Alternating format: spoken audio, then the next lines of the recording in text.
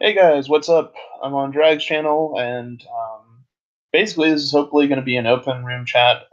Talk about learning, what learning is, how it is we learn, how it is we can improve learning, and things like that. So, for the time being, I guess I'll just wait for people to get the notifications and then join.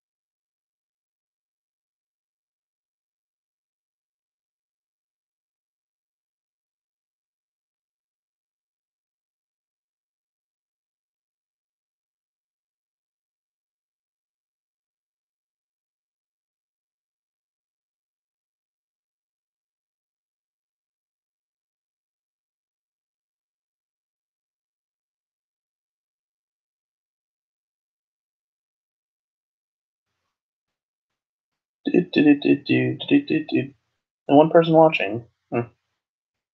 Hello, person.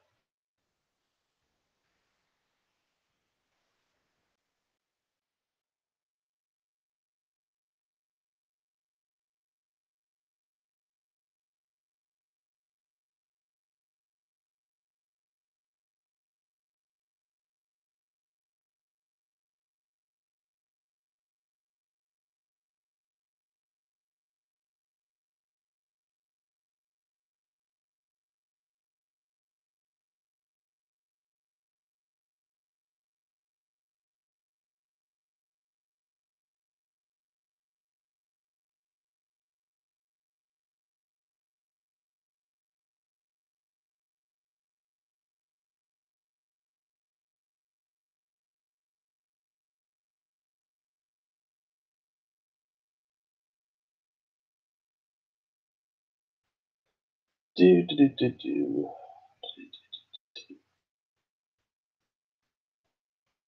Take your time. Take your time.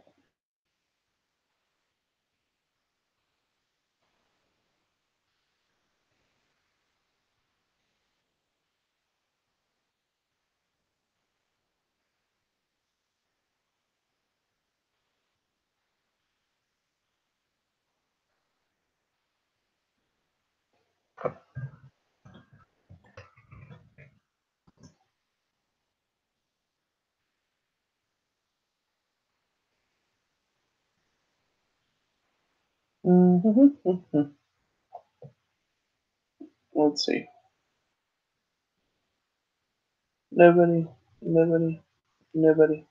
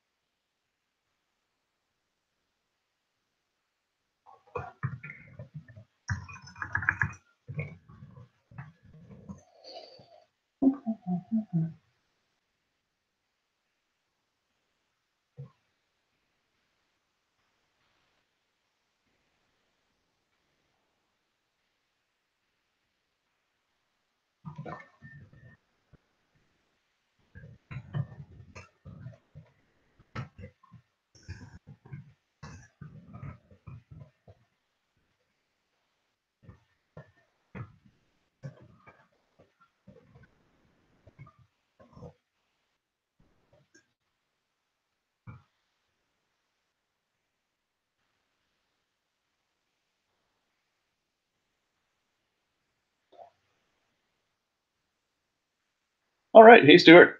Yeah, I guess I'll just post the link in the live chat. See what happens. What happens, happens.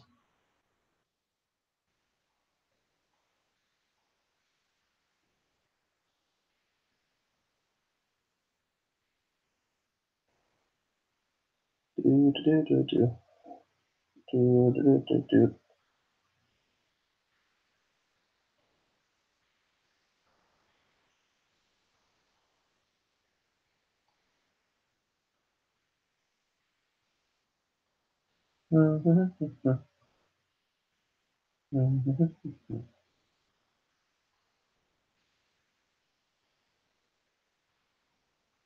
So, for those of you that are just joining and just wondering what's going on, we're going to hopefully be talking about learning and things that pertain to it, such as how people learn, kind of the meta behind learning.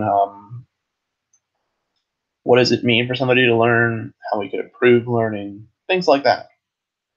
So, right now we're just playing a waiting game.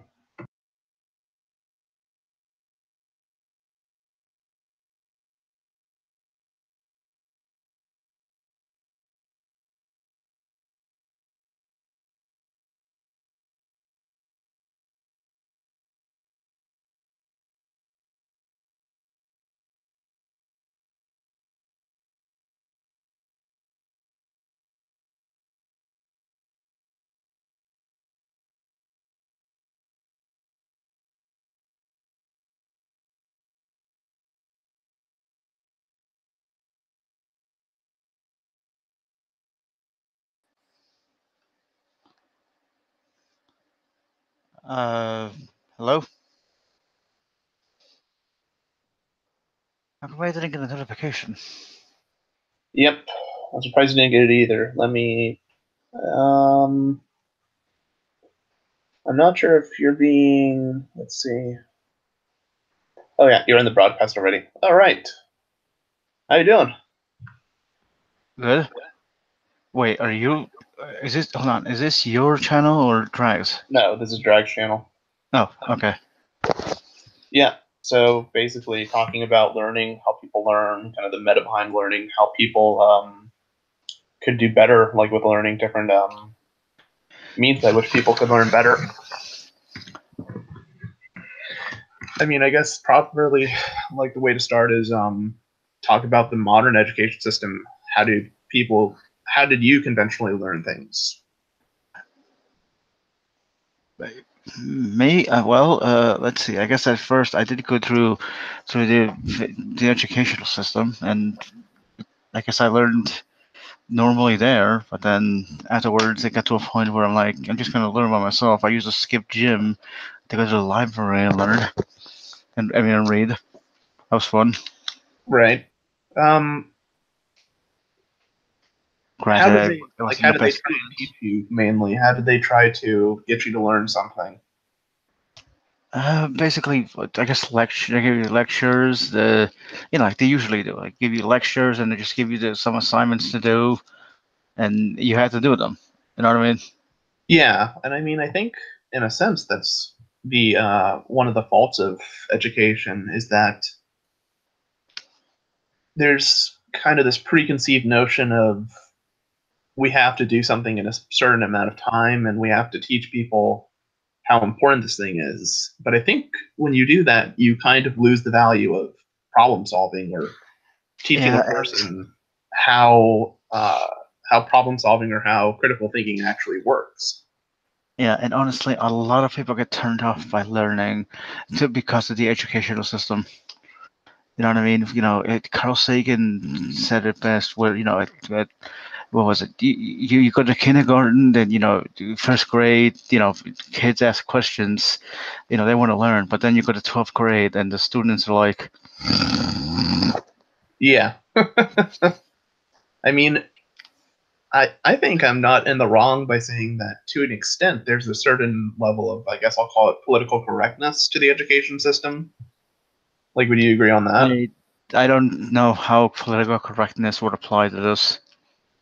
Like, for instance, beforehand, like when I was a kid, there were certain ways that like you would learn addition, but there was always one primary method. There was always one way that was more politically correct. That was always like, this is the primary way kids should be taught how to multiply instead of But th- what they use now, such as like Common Core.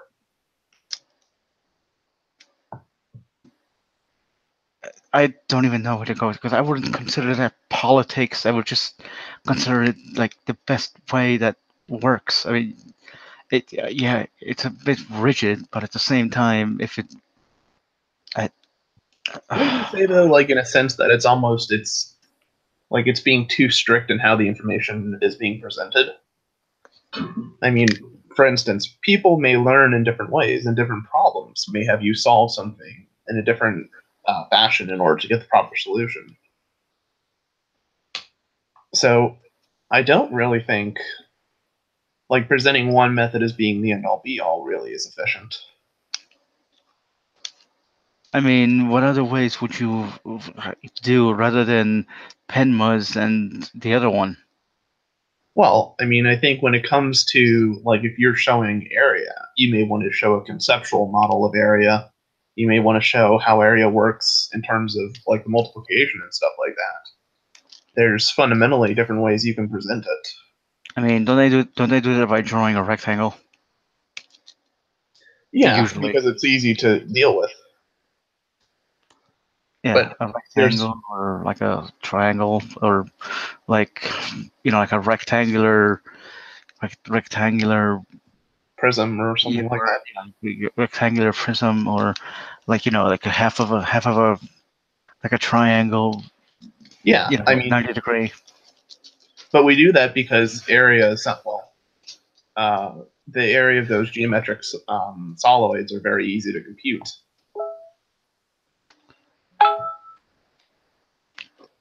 Okay, this is like 20. Let me see.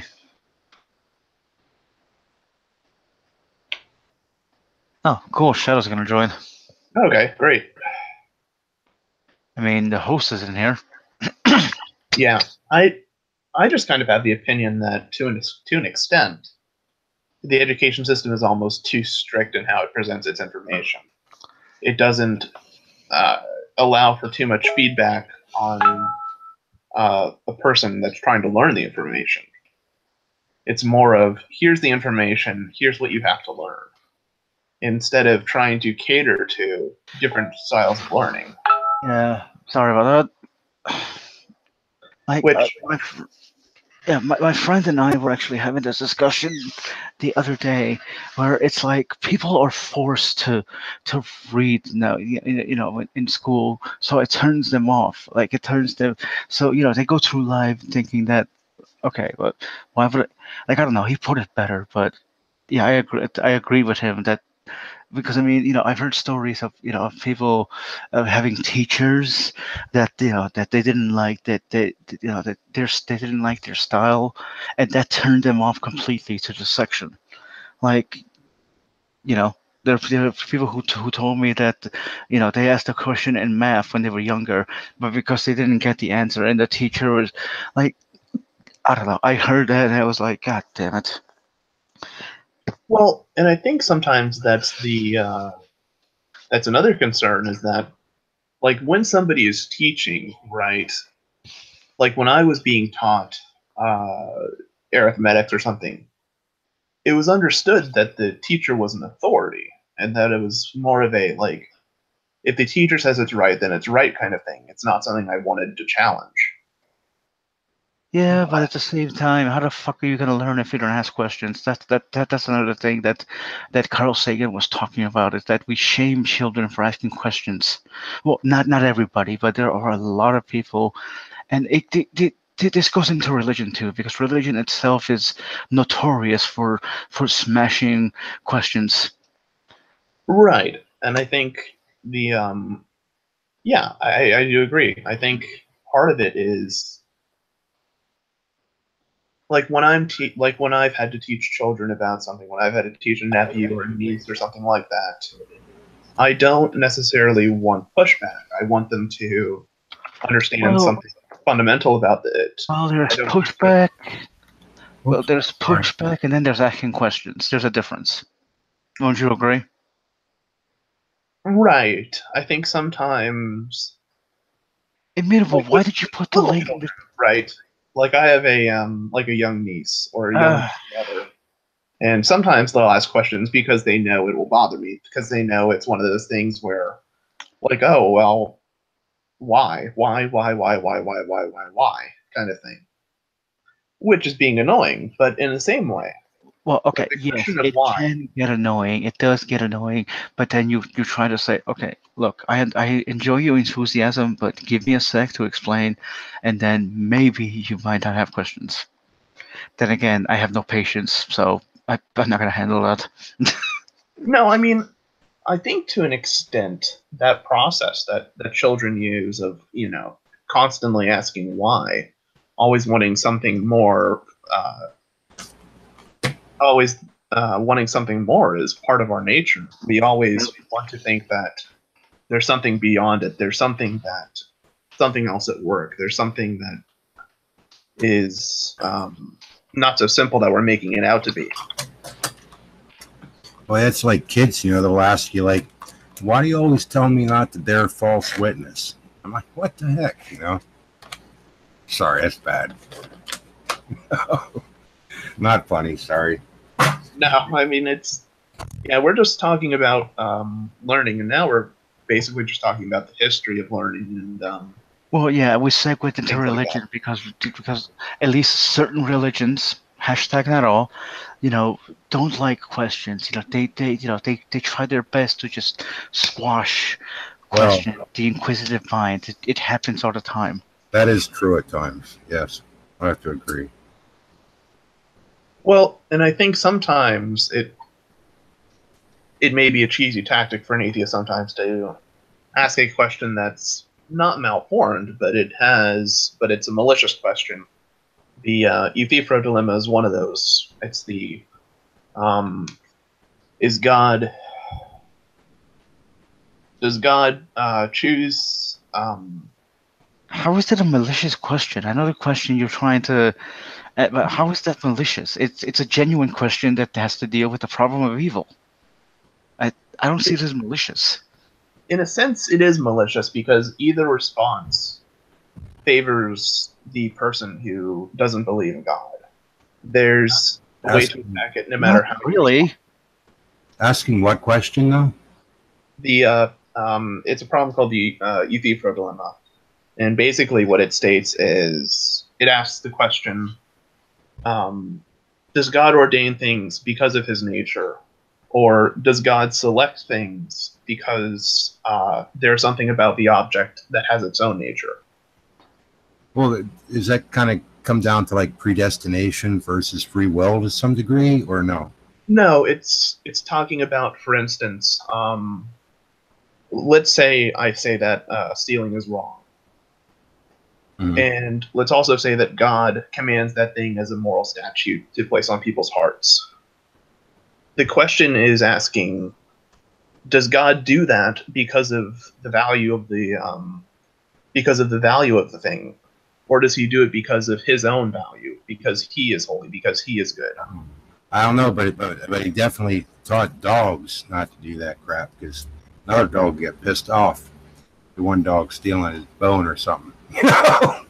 Yeah, I mean, That's but it's one of those questions where the no matter what answer you give doesn't end very easily. Mm-mm.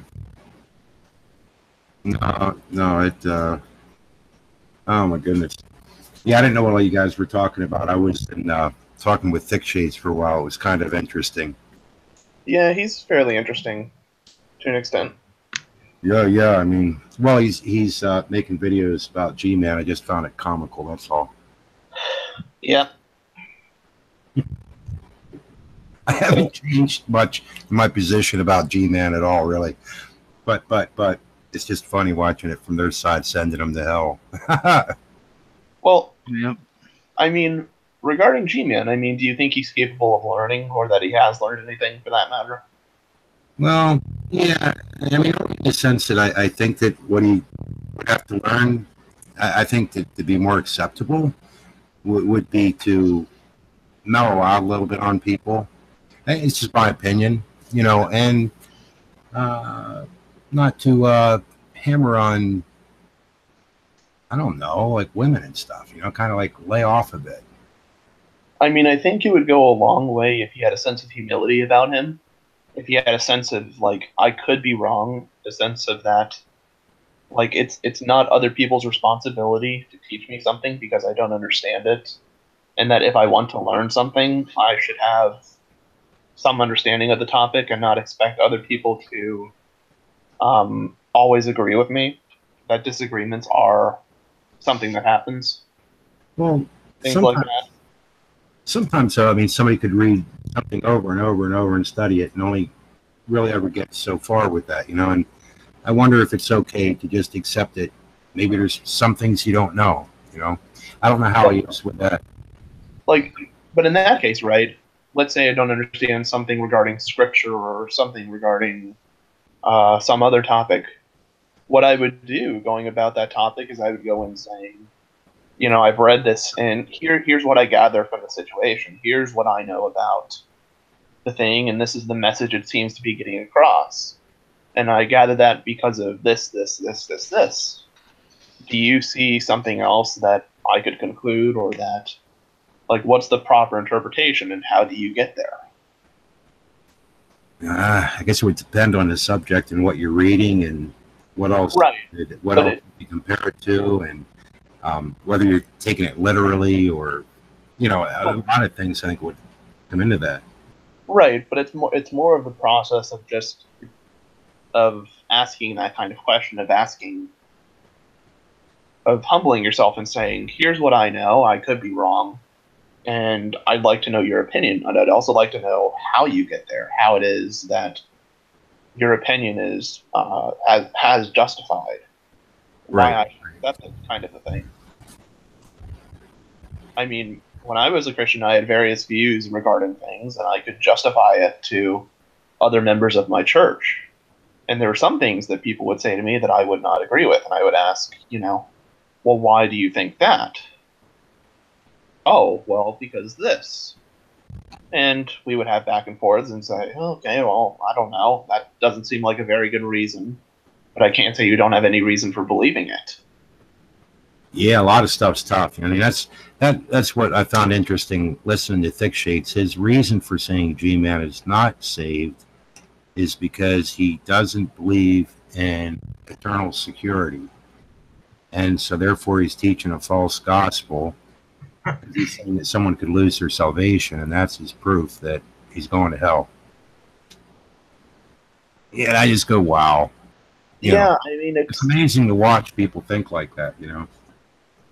To me. and this kind of hooks back to like the conversation about our conversation about learning about if you will, kind of the meta surrounding learning. Um, Part of like an aspect by which learning occurs, at least the way I see it, is to understand the context in which something is being taught, or the context in which something is speaking to. Right. So, like if I'm talking about morals as it pertains to a draconian society, and I'm saying that in that context, this thing is moral, then a person who makes an objection is, well, oh no, it's not moral today. Well, that's a non sequitur. That's not relevant, because I prefaced it by saying this is a particular kind of society. It's a draconian society. It's whatever. And I think sometimes the issue can be how do we properly define context? How do we um, give value to what we're talking about? So, To be honest, I'm pretty uneducated in large words, but what does draconian society mean? the draconian society back in the what was it, 13th and 12th century. I'm tempted to say, I'll have to look it up, Okay. but it was a very medieval kind of society. It was very much so, very much of an absolutism kind of society. If you're familiar with that concept. Okay, so like just right and wrong, kind of black and white kind of thinking, or It was more so the case that whatever the king ordained in that providence was considered moral, okay, was considered to be absolute. I got you. And so, um, trying to rebel against that, trying to uh, give any kind of pushback on that would end up in death, or some kind of public stoning event or whatever. But it's a very malicious and cruel kind of society that was invoked hundreds of years ago. Okay. So the UBT is almost going against, or maybe even trying to take the king's place or something. It's not even to the effect of taking the king's place, but it's more of challenging the figure. It's more of like if I were to go, if I were to go to my boss and say, "Oh, I think you're a piece of shit," I think you're just horrible at what you do, and things like that. Like if I were to go off on him, kind of thing. Well, guess what? I'm getting fired from my workplace. Well, that'd be like a woman going and telling G-Man something like that. Yeah, I mean, no, it's a shame. I do recognize he's doing that. So I don't know. Like, I guess could he change? I don't know. Well, I think part of the issue with G-Man is that his beliefs govern his behavior to an effect.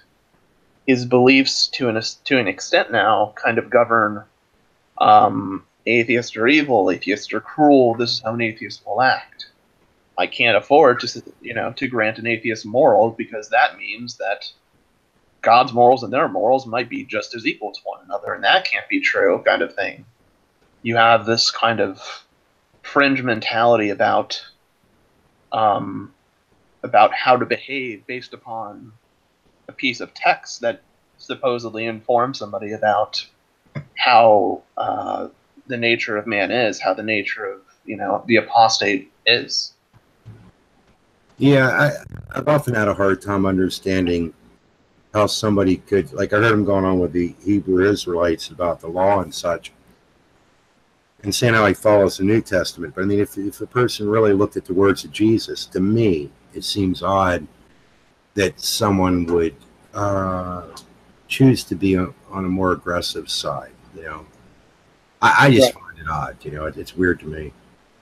Well, in the issue, for the most part, not that they should be a doormat or be afraid to raise their voice or ever get a little worked up, but I mean, overall, to have an attitude, it's just odd to me. Yeah, I mean, I think part of it is, like, when people talk about, like, oh, let's talk about the history of the Bible. That's a hell of a conversation. That's I mean, not too long ago, back in the early 17th century, it wasn't the texts of the Apocrypha were mentioned in the KJV. Yes. So when people say, "Oh, let's use the KJV," take it all the way back. Let's use the true Bible, the KJV. Well, number one, the KJV isn't the end all be all. The only thing I'd add to that, though, is at that time period, it was stuck in between the Old and New Testaments, and it wasn't mixed throughout, but it was looked at as being maybe useful for study purposes.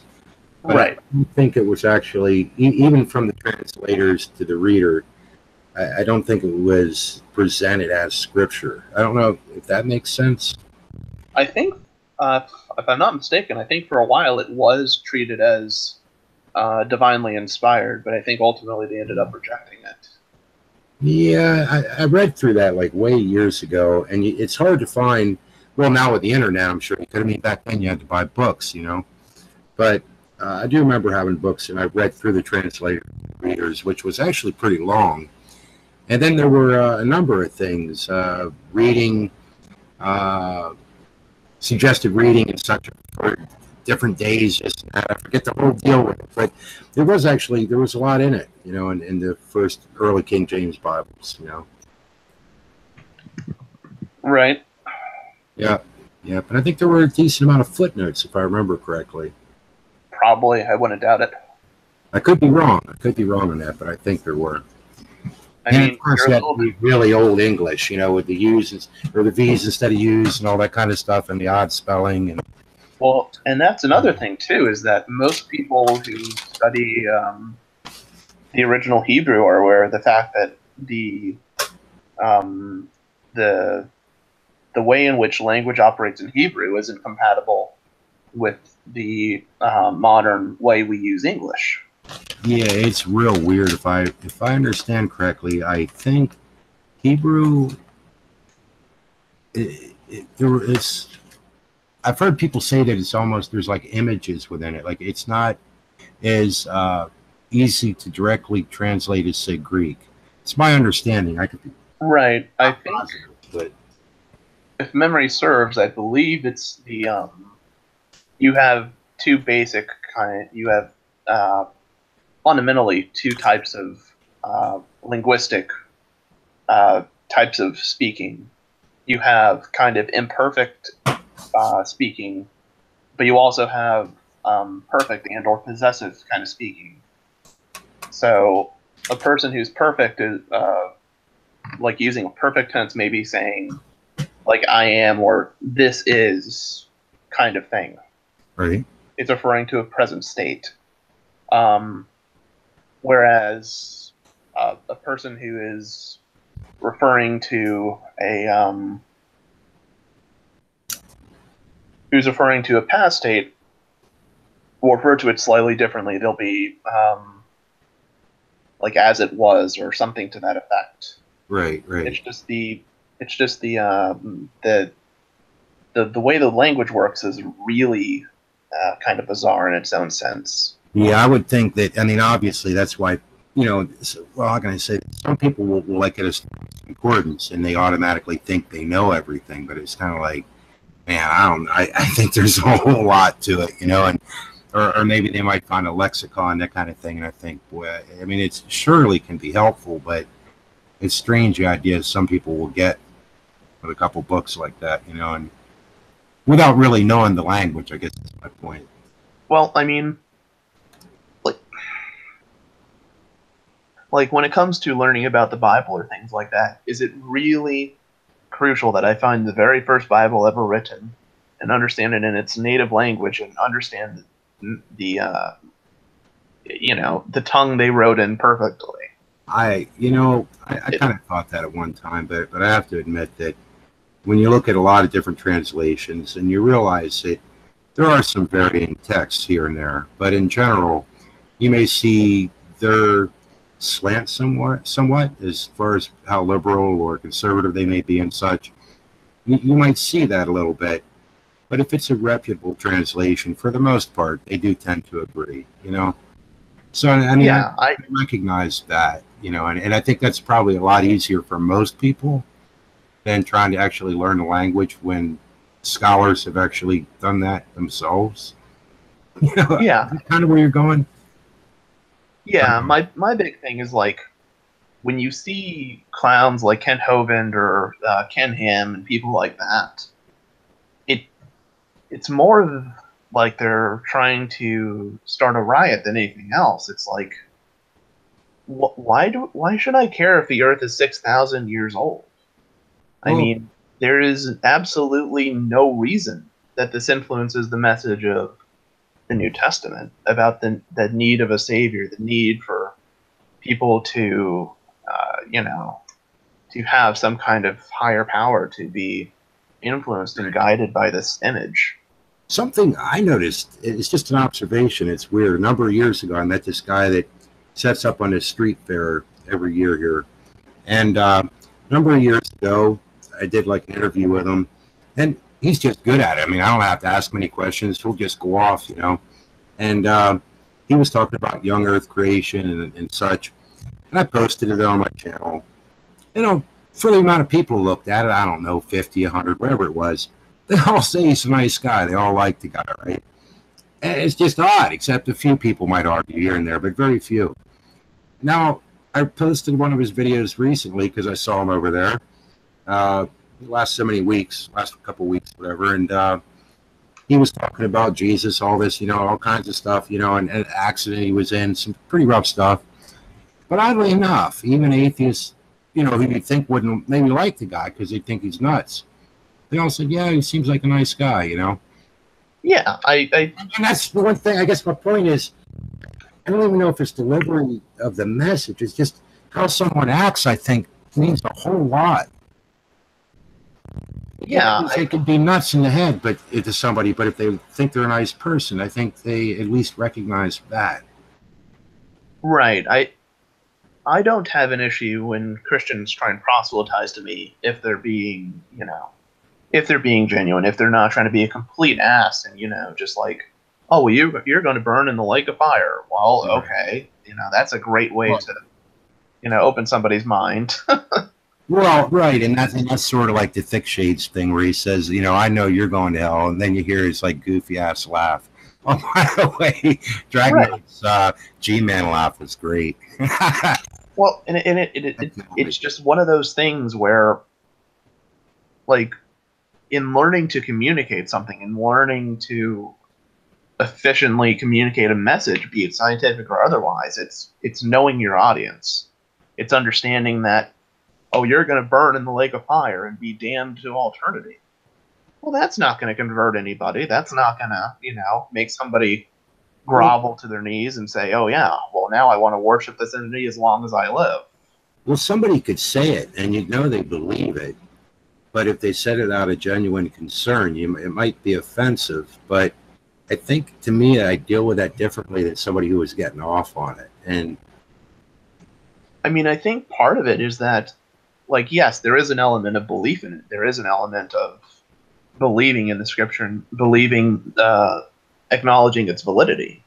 But there's also an aspect to which, to answer the calling of Christ, to answer the calling in the respect that, the whole fisher of men thing, that we are called to be agents of, or, you guys are called to be agents of change, to cause people or to, try your damnedest to get people to convert.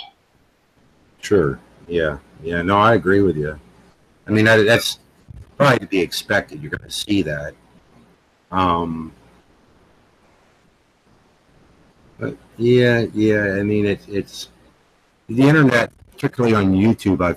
I'm sure a lot of places you can find it just as obnoxious, but YouTube is amazing anyhow. Oh yeah, I mean, it's the beautiful thing about the internet is that there is so much data. There is an abyss of information that pretty much anything anybody says can be checked and either refuted or validated instantly. Yeah, although amazingly, some stuff though can get reported even in a wrong, even though it's wrong. But if a certain amount of people want to believe it, it's amazing how many people will jump on that side. Yeah, but I mean, part of that is, I mean, whether it's Fox News or MSNBC, I notice people will jump on one side or the other and defend it to the death almost. And you sit there and look and go like, I don't know. It's kind of funny to me. Part of that is an important truth regarding humanity is that human beings aren't not necessarily geared towards claims that are truth-driven. We're geared towards things that that protect our sense of being, that protect our sense of society, that kind of help us get by. Nobody wants to, think about being a brain in the vat, or the fact of, or thinking about that nothing is what exists. Those are depressing thoughts. Right. It's not something that's very productive in the way of causing social revolution or causing change. But the reason, like in philosophy, or the reason I use it at least, like solipsism or nihilism, is to show that that cognitive faculties are imperfect, that we can't know everything, that even things that we think are so basic, like personal existence, are things that we can't easily justify. These are things that, if we really want to study it, if we really want to get to the dirty of it, we don't have the language to support it. It's something we take on faith. It's something we take with a grain of salt. We assume it's true. What kind of nihilism did you say, or what kind? Nihilism is the claim that nothing exists. Solipsism is the claim that only the mind exists. Only the what? Only the mind. Oh, okay. Only the mind exists. Oh, okay. I think when I had that one hangout, you were talking about that somewhat. The idea of thought without. Yeah, the disembodied mind. But yeah, and I guess for me, I have the belief that. Well, I mean, I just like strongly believe, like almost like no, that you can't have thought without something physical driving the thought. In other words, blood flow to the brain and neurotransmitters, that kind of thing. There has to be something going on, right? In order to have the thought, unless by chance you would have to take it almost into a spiritual realm of some type beyond that. Right, and I think an interesting note is that some people may say that God is infinitely knowledgeable. What you just said is quite curious in that minds, conscious agents have to have, in a sense, a physical substrate to them. They can't be disembodied. No, doesn't seem to be. Unless, and I mean, people can, it's kind of like people arguing about an energy or whatever you want to call it. And then if you say God, then of course some people say, you believe in God. Or if you say, right. God, like, it's just like, well, who cares? It's just, so I mean, that's why I would just say, well, then I guess spirit, whether, however you look at that, I think sometimes people take issue with how we define something. Like, if I say, like, oh, this thing has infinite knowledge or it has infinite power, well, how does anything else exist then? I mean, if it's infinite, if it has this infinite capacity for reasoning and knowledge, wouldn't that take up, all the space that we could ever think of in order for it to sustain this knowledge, to sustain this tapestry of information? I don't know. Right, and that's kind of one of those questions is, like, when people propose this notion of it's all powerful, it's all knowing, and yet we insist, like we just did, that there must be a physical substrate. It sometimes can teach us that that things that are infinite can be quite bitchy. Well, they may not always work nicely in a finite universe. Well, I think that's why we ended up somewhat talking about like the more bizarre concepts of string theory and the freaking I can't even think of the quantum mechanics and physics and such, and theoretical whatever, it just gets totally bizarre at that point to me. Yet maybe there's something. I don't know. Yeah. I don't know. I mean, I think with science there are important things to take away from it. Like with quantum mechanics, the idea of that uncertainty seems to be an intrinsic aspect of the universe that, unfortunately, the laws we've developed so naively are naive. They don't always work. And there's always degrees of freedom in the universe, whether we like it or not.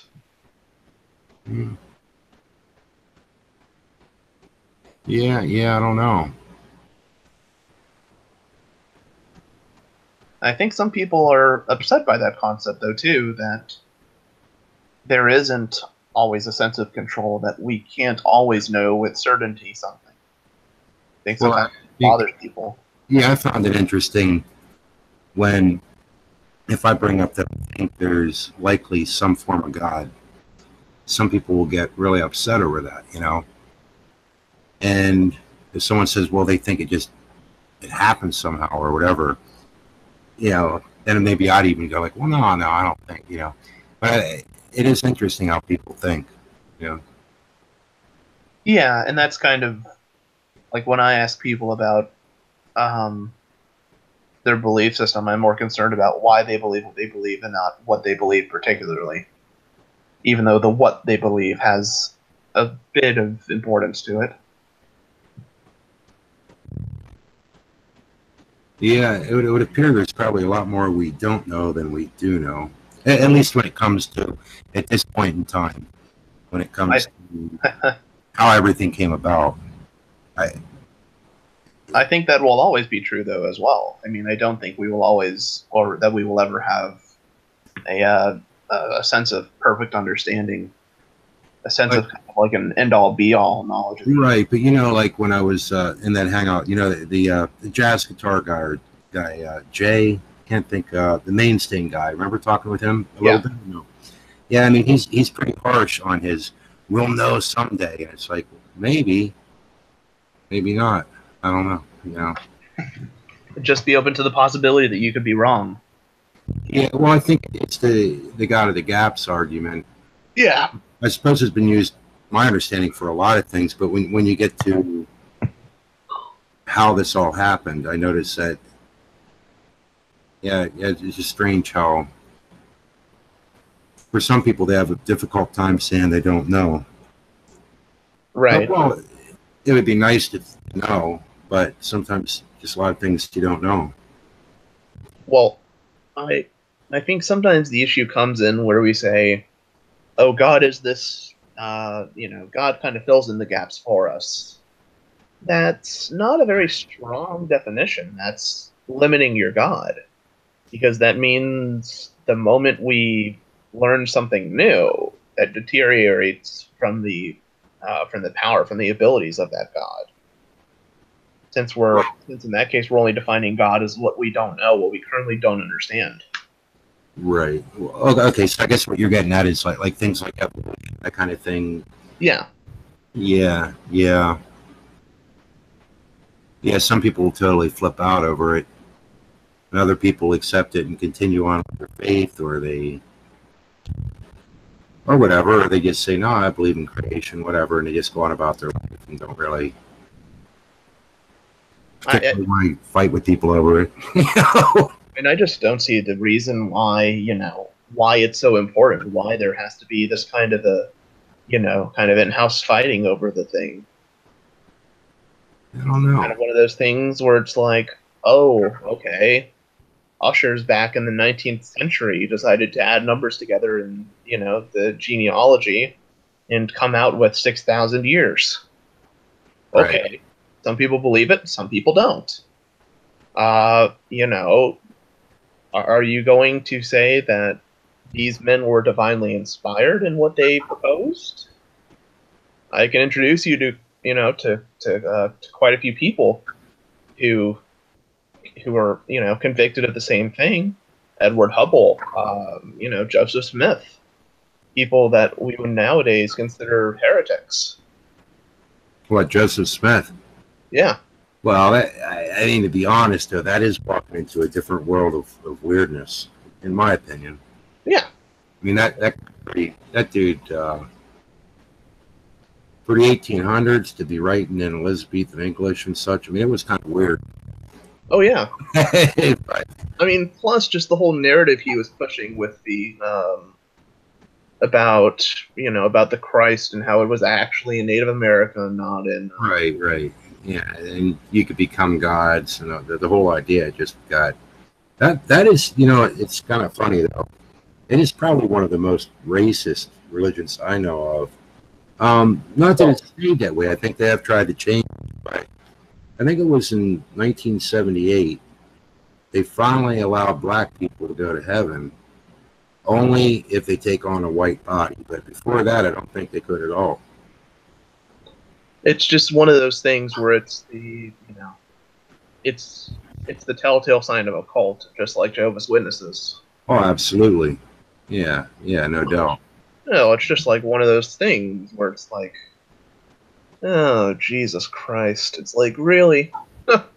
But that doesn't mean, though, that all Mormons are bad people, though, to me. No. I don't That's think what's that all weird Mormons about are it. bad What's people. I think they're the influence of the Watchtower Society and how they manifest certain ideologies is downright evil. What, with the Jehovah's Witnesses, you mean? Yeah. Yeah, well, that's a really, that is a weird one though to follow. I mean, with all my times to doubt, I have to admit that when you look at stuff like that, it's hard not to think that it does look like there was satanic influence in it, you know?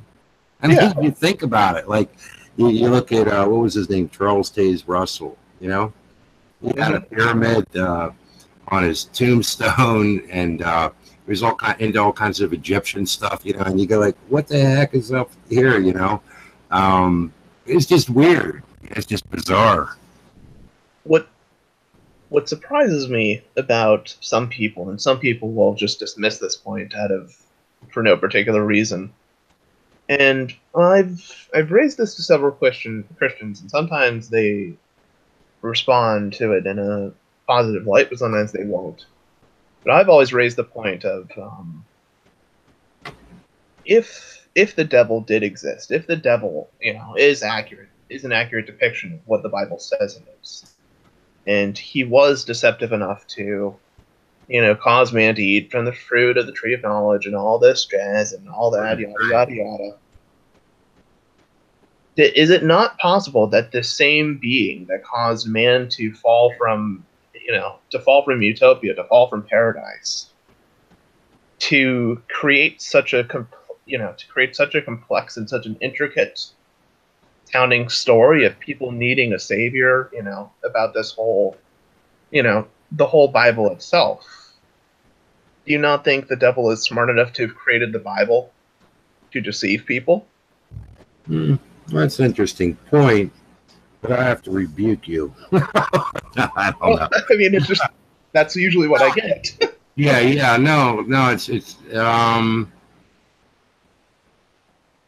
I would say, to me, it would seem bizarre when you look at early church fathers and follow them back.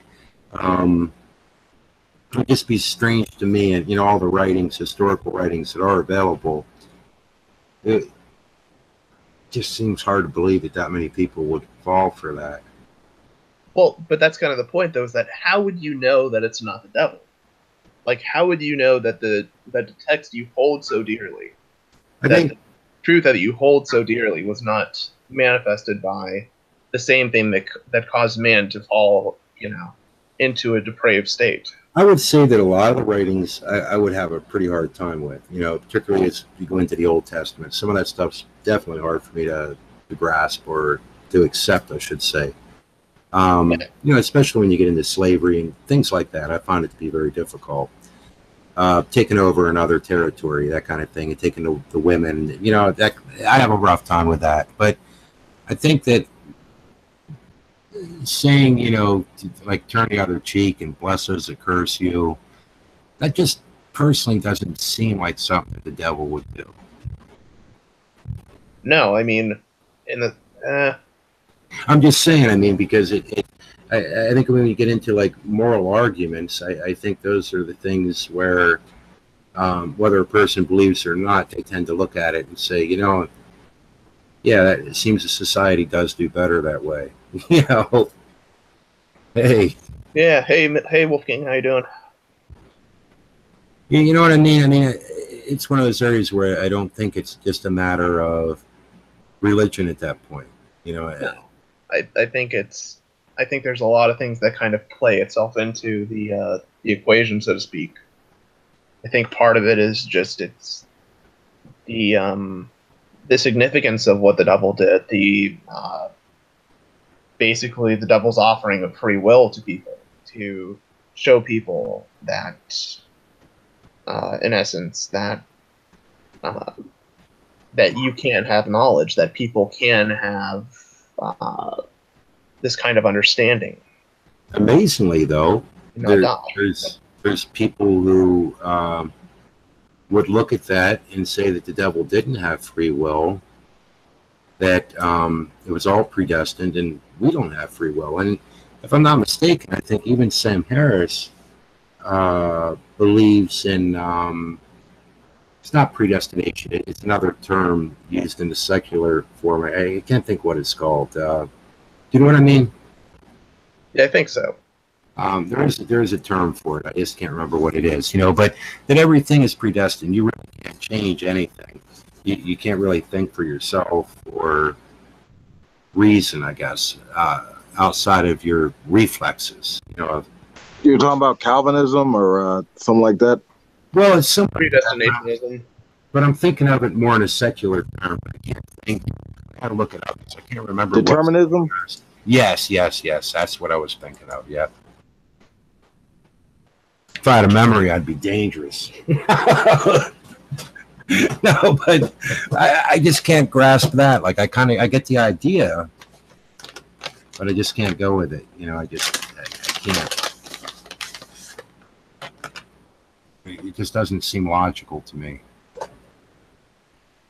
I view it as completely logical, but that's just my opinion.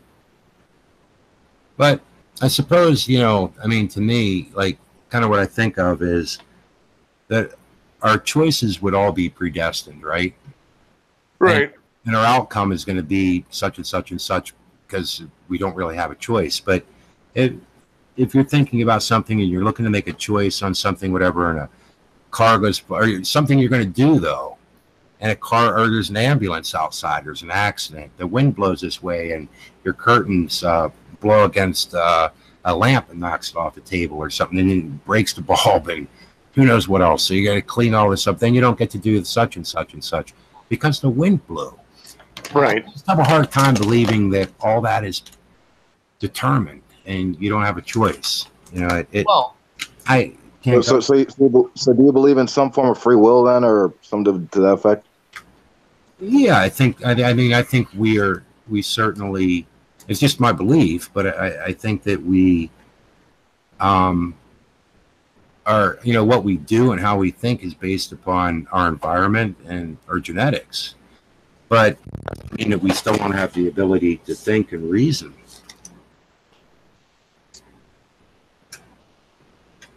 I mean, our environment and what's happening at the time obviously influences how we think.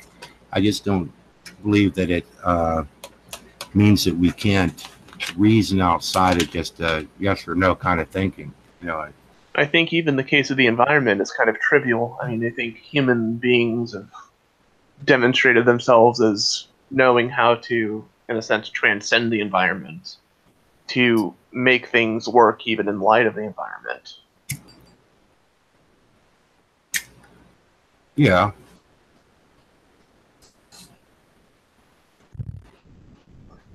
I think the issue, like if somebody were to go with determinism, is to say that people don't have a choice on whether or not they get saved and whether or not they believe in the Christ. That all people that go to heaven or hell are sent there because of God. It is God who chooses and ordains the elect. Yeah, I've always had a hard time with that. That never, and oddly enough, it seems some of the most educated people in the world, or at least that I've met, tend to believe that. For instance, I guess my point is, I might be wrong in this, but in general, it seems like a lot of Calvinists, at least, are very educated, and they can usually argue and debate pretty well. But I don't know that makes them right. I don't know. I mean, most of the ones I've met are pretty stubborn. They are stubborn, and they're very educated. I think one of the last guys I remember talking with on that, I think it was Len Pettis or whatever, the guy with Bible thumping wingnut and stuff. Matt Yester? No, I think his name's Len. Matthew 4:19 or something. You know? Oh, yeah, probably. Yeah, so he was busting on a buddy of mine in a guitar community thing, and it hammered on this guy pretty bad. And so I always saved this. I never really hammered these guys with it. And I asked them, because I know that Calvinists believe that God created evil, not calamity, so they'll say, yeah, God created evil. And so I asked them, if Jesus created evil, And he said, no. And I said, well, is Jesus Yahweh? And of course he said, yes. And that was the end of our conversation, I think. He was mad, though. Well, I mean, I think even that's too simplistic of an approach. Maybe. Jesus, like Jesus and Yahweh are the same, but their roles are not the same. Right? I mean, God is the one who ordains things as they are. He sets the foundation of the world. Oh, well, but you can see that all through Colossians. That was Jesus. Right, but Jesus' role was to act as a, scapegoat, in a sense. Yeah, but in Micah 5:2, man. right? But in Micah 5:2, it says he was from old, from everlasting. He always existed. You know, I mean, I know where you're going. I know what you're saying. Yeah. But he created everything. Jesus supposedly created everything, right? Down through Colossians. He created all things. I don't know. I mean, to me, it's just kind of. I think it's a difficult area.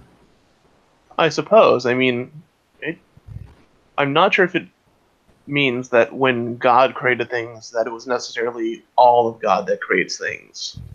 It could just be referring to God the Father, rather than all of God being like the Holy Spirit or the Son of God, the Christ. I don't know. Yeah, I don't know, but it was fun to finally nail a guy that was hammering on somebody that hard with an attitude. I don't know. I think it's hard stuff. Yeah, but, I guess it's kind of my point. I think there's areas where Calvinism doesn't always, even though they're often educated people, I don't think it always means they're right. Oh no, I mean I don't think they're right on the majority of things they spout. I'm an agnostic atheist, so I don't believe fundamentally that the religion is true, or let alone that the God they're talking about even exists. Right. I don't think you can know that it exists. I mean, I think you can put your faith in it and at the end of your life kind of say, okay, well, it was either right or wrong. But this whole infallible knowledge nonsense is ridiculous. Well, yeah. I mean, I think you guys were saying, or you were talking something earlier about asking somebody in religion a question. But, if you ask pastors, that can really frustrate pastors, depending on the pastor, of course. Well, I mean, that should be almost an embarrassment to the pastor. I mean, you're the church leader. You are, in essence, the head of the church. If I'm asking you a question that you can't answer, how would you expect other people to proselytize to other people that ask the same questions? I mean, some things I think it would be okay to just to say you don't know. But, and I've seen pastors like that, but I think what got me like way years ago was going to a church where the pastor, it was an Assemblies of God. It wasn't real radical, pretty laid back for that kind of church. But the pastor occasionally would say that he was talking to God. And God told him such and such and such, So I figured, well, I talk to God too, but then I realized, hold on, that's my own mind, that's my own thoughts, that's not God's talking, contradicts himself. So I figured, well, then I'll ask his pastor because he's talking to God, but he didn't know how to answer the things I questioned either. So that really had me question at that point. Maybe that's asking too much, but if somebody's talking to God every day, you'd think that they might know.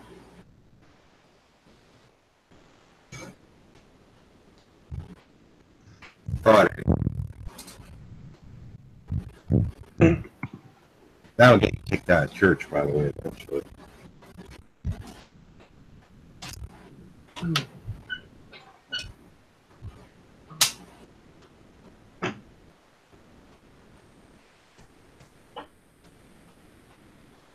Oh, you guys you're quiet now.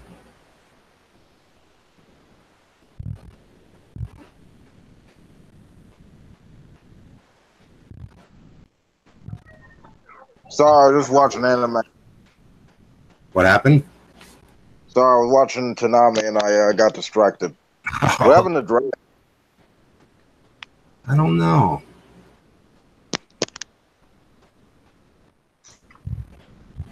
I don't know. Did G-Man do something stupid today? Well,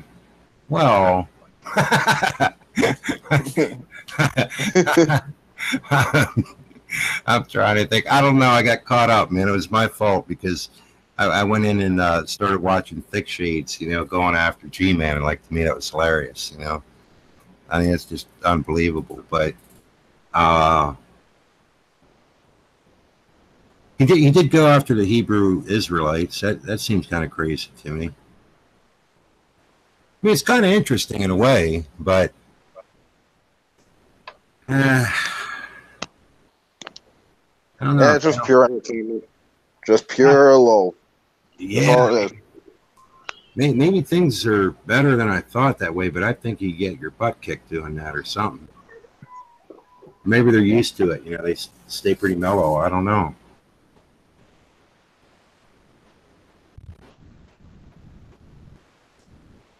Doesn't seem like a great idea.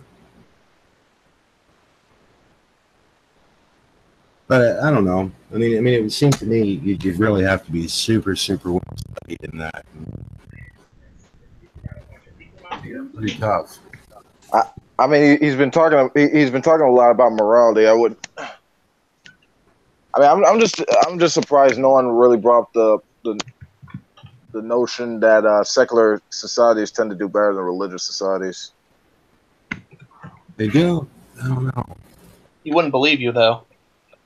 Yeah, I don't know that I would. I mean, I'd have to study that. I mean, I mean, part of something he did bring up that I look at, though, and maybe I'm off, but you look at China. Different. I mean, there's been plenty of other countries that some pretty bad things have happened under secular leadership, though, haven't they? I think you could argue that was more of like the type of government that they had rather than it being non-religious. I mean, like communism, at least the dictatorship kind of communism. I mean, that was very repressive. It violated a lot of human rights, and I mean, as a product, it sort of tended to fail. But for the most part, you got parts of Europe, certain places that have social democracies and stuff like that, with a large number of non-religious people, and they do tend to do well. In fact, there's an article about young adults not being as religious as adults and as full-grown adults in certain countries, like over 100 countries, and a lot of them are tending to do well, and they're not religious. Oh, sure. Hang on, let me find the link for you. But what countries are you thinking of? Like off the top, are you thinking like Sweden, countries like that, or? Places like in Scandinavia, other places like Canada, certain others. Hang on 1 second. Right.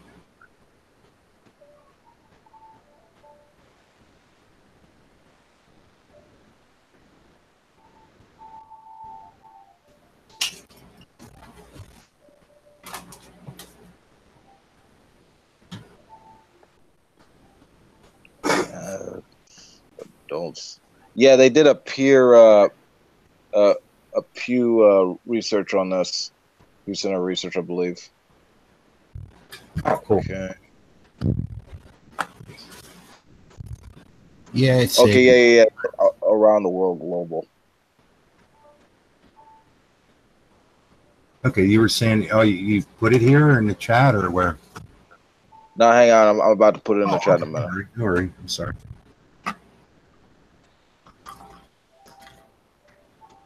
Something G-Man brought up that to me, and maybe it's just my upbringing and how I see things, but the idea that, I mean, like he was saying about people going after Buddhism, that kind of thing, I'm like, well, typically, not saying nothing ever bad happens there, I'm sure it does, but in general, it doesn't seem to be aggressive in general.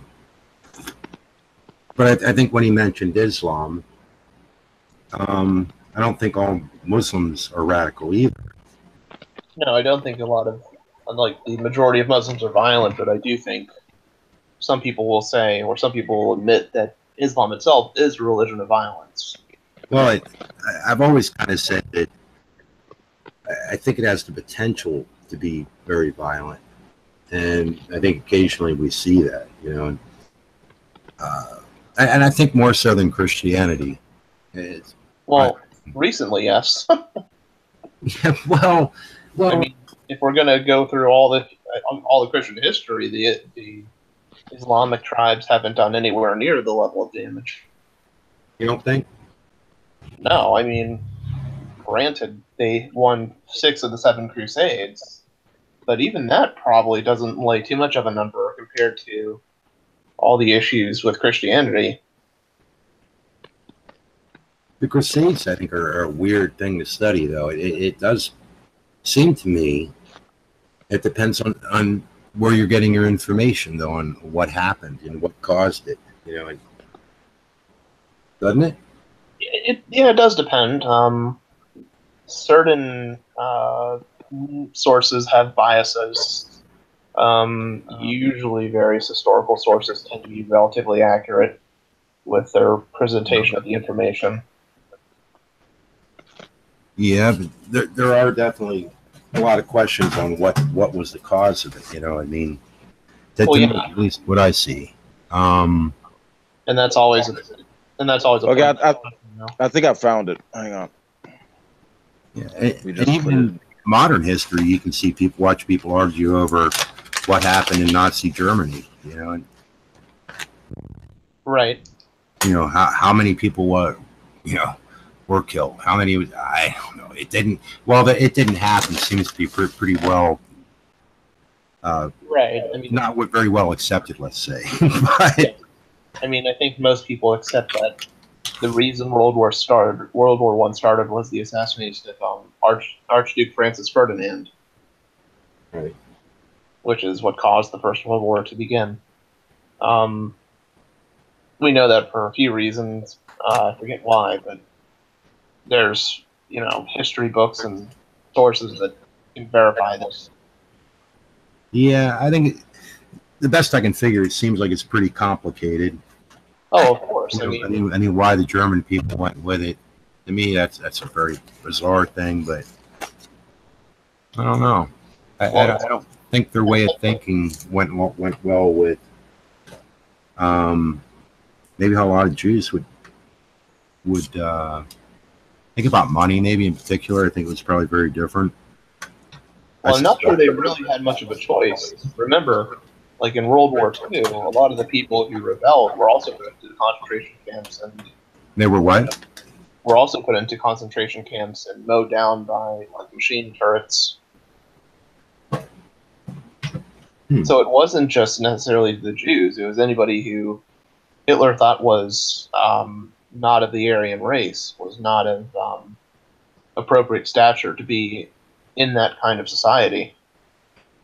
But it seems that he had some, I don't know if respect is the right word, but he did seem to like parts of the Islamic world, it seems. I'm not quite sure. I'd have to read more into that. I don't know how he viewed Islam, or if he made any considerable remarks or praisings toward it. He did try and start a Catholic church after his own image and presence.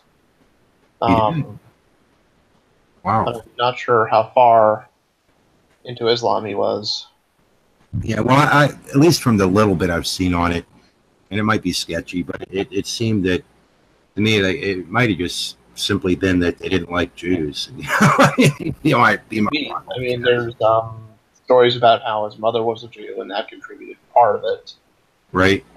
But I think the Germans were, to me, I think they were really hardworking people that made things. And I'm not saying they weren't about making money, but I don't think it seems like people from the Middle East had a different idea of trade and that kind of thing, and working with money, than where the Germans seem to be pretty much you make this, you make this, you make this, and you sell it. And yeah.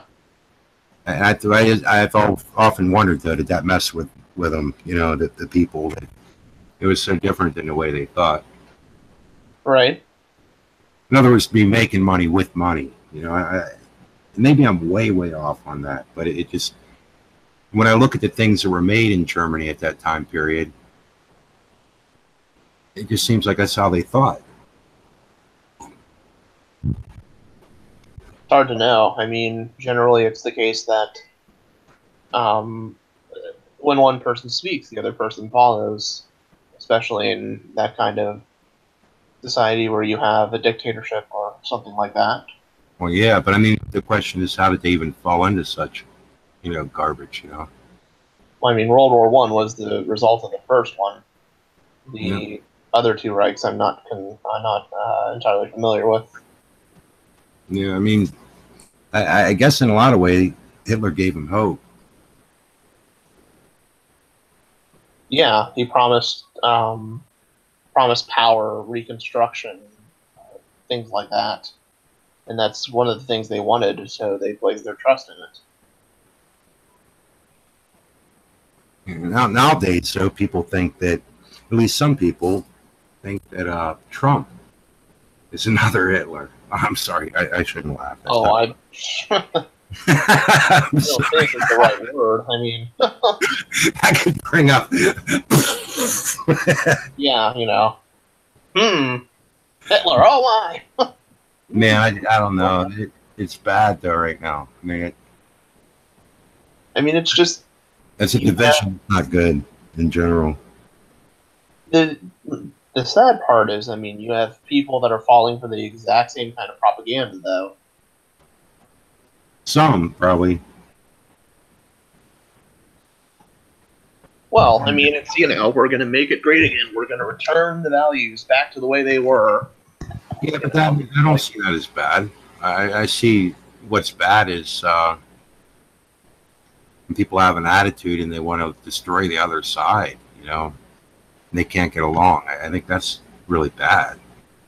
I mean, I think part of the issue is like when you have radically conservative groups trying to create this us versus them mentality of every liberal supports abortion. No, every liberal is a Nazi loving, whatever. It's just like, really? Are you? Wait a minute! You gotta be kidding me! Are you serious? That I mean, you and I seem to be on very different sides with that. But do you think that a lot of conservatives are saying that liberals are Nazi loving? No. I mean, I was using that as satire specifically.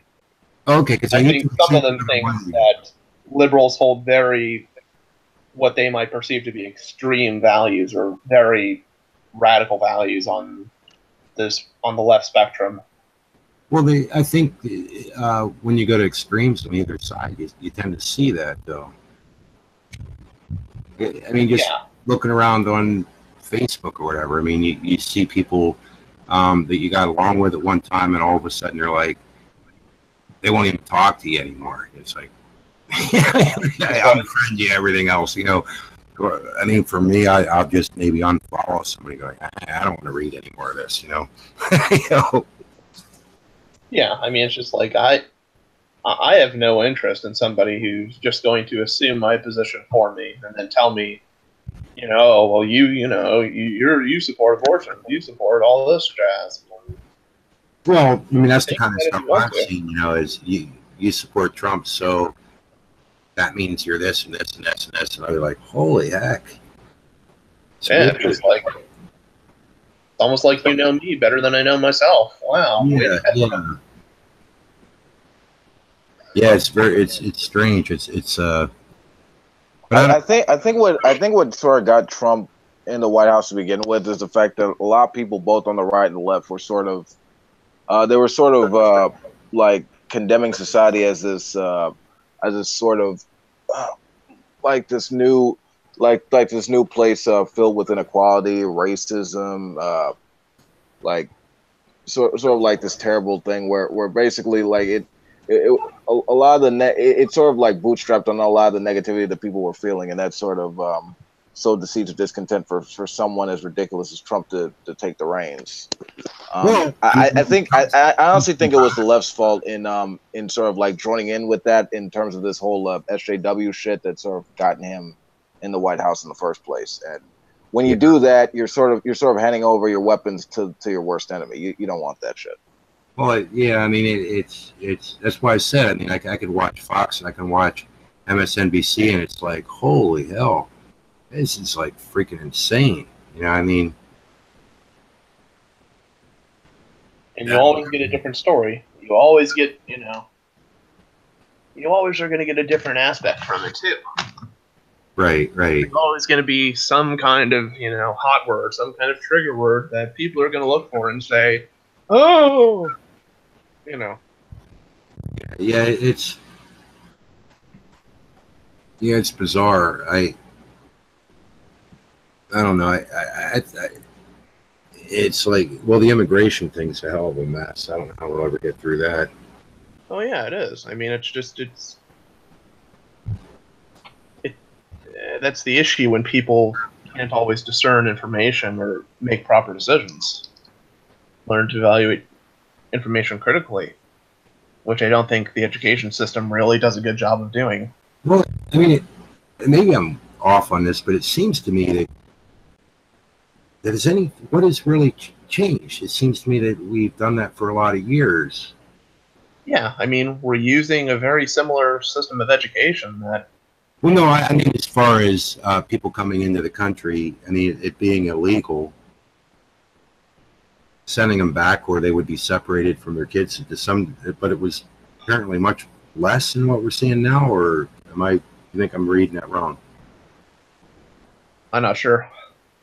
Yeah, I don't know, but it just seems to like, maybe, is it possible we're just enforcing the law now more, and so it looks worse? I don't know. I think part of it is the fact that you have more platforms for people to plateau information and to offer their opinion on it. So it gives people more of a sense of, oh, well, here's a person I can trust, and here's a person that's going to represent my values, kind of thing. But if America splits like that, I don't think it's a positive thing. I think it's a bad thing. And honestly, like, America's becoming more tolerant of minorities, like just the polls say. Well, it should. I mean, shouldn't have anything to do with minorities. Well, I mean, there's certain minorities, though, that we shouldn't be too tolerant of. That certain minorities that need to become, they need to stop what they're doing. What do you mean? You're talking about online trolls, like getting together, talking about fucking Zeke Heil and shit? Well, I mean, I think that's a bunch of shit. Well, them too, but I mean, I think conservative, well, not conservatives, but conspiracy theories, people putting out this all, trying to generate hysteria. Well, yeah. Well, I mean, that's unfortunately, there's certain people that are going to read that garbage and believe it. They're going to listen to Alex Jones and think that's life, and. Oh yeah, you're gonna find people that list Alex Jones as a primary source, and that's scary. Oh yeah, absolutely. But I don't think the immigration law, though, is necessarily about minorities, is it? I'm not sure. I mean, I think at the moment it's mostly targeting people of Arab descent, but not necessarily minorities in general. No. And that's not anything particularly new, at least after 9/11.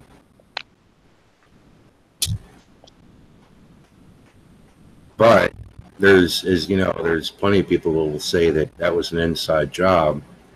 I'm sorry. Whoa. Wow, look at the side chat for a moment. The Republican Party of Texas wrote into its 2012 platform as part of its section on education. Knowledge-based education. We oppose the teaching of higher-order thinking skills, HTOS, values, clarification, critical thinking skills, and similar programs that rely on a relabeling of outcome-based education, OBE, mastery learning, which focus on behavior modification and have the purpose of challenging the student's fixed beliefs and undermining parental authority. Wow. Well, Holy hell. I mean, it depends on what else is included in a package, doesn't it? I mean, they oppose teaching critical thinking skills, which could lead the child to question their parents' authority or religious views or what have you. Yeah, I just recently saw a thing where the school was teaching on LGBT, I guess, and that the parents, at least in one school I heard of, the parents weren't really allowed to know anything about it and know what was actually being taught. I mean, when that kind of thing happens, if that's indeed what happened, though, I can surely see. I mean, I would be pissed off if I wouldn't be allowed to. If they were teaching their kids critical thinking skills, then the kid would be able to evaluate for themselves. And at that point, I can certainly understand that bullshit. If my kid were sent to school and they're being taught that we didn't land on the moon, fucking Alex Jones is right, whatever, fuck that shit. I wouldn't send my kids to school.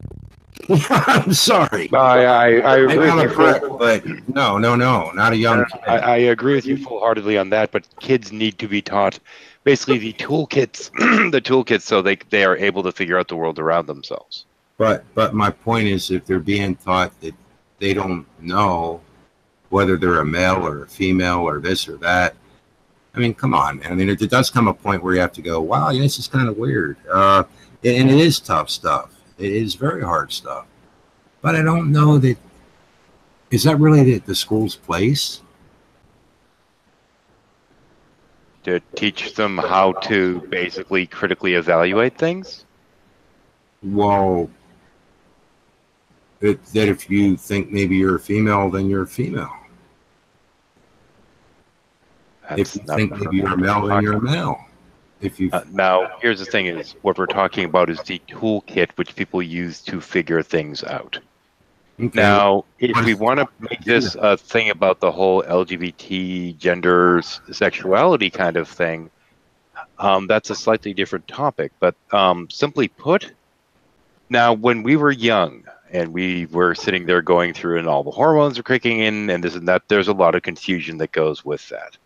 Now, in terms of critical thinking skills, these are these skills that a child or anyone would use to try to figure out, to try to get to the answer of this.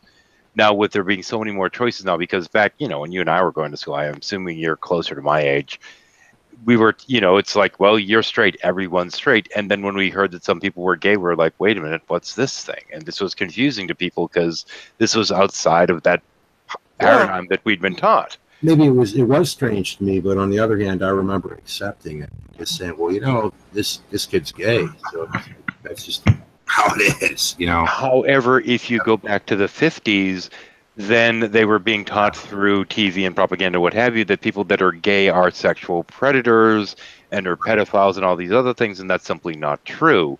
And somebody with critical thinking skills could look through that and realize, okay, this is propaganda, this is nonsense. Because you need that toolkit to try to figure this stuff out. Now, back to what I was saying, though, you go forward from when I was in school, for example, when it was simply everyone was straight was the assumption. When it gets to the point that all of a sudden homosexuality is acknowledged as being a thing and it's not necessarily something wrong, then kids have to figure out, am I straight? Am I gay? Now there's even more for them to try to figure out. Now, much with the whole, am I this way, am I that way, these are stages of both neural development as well as social development that these kids are going through. And like, am I this, am I that, am I the other?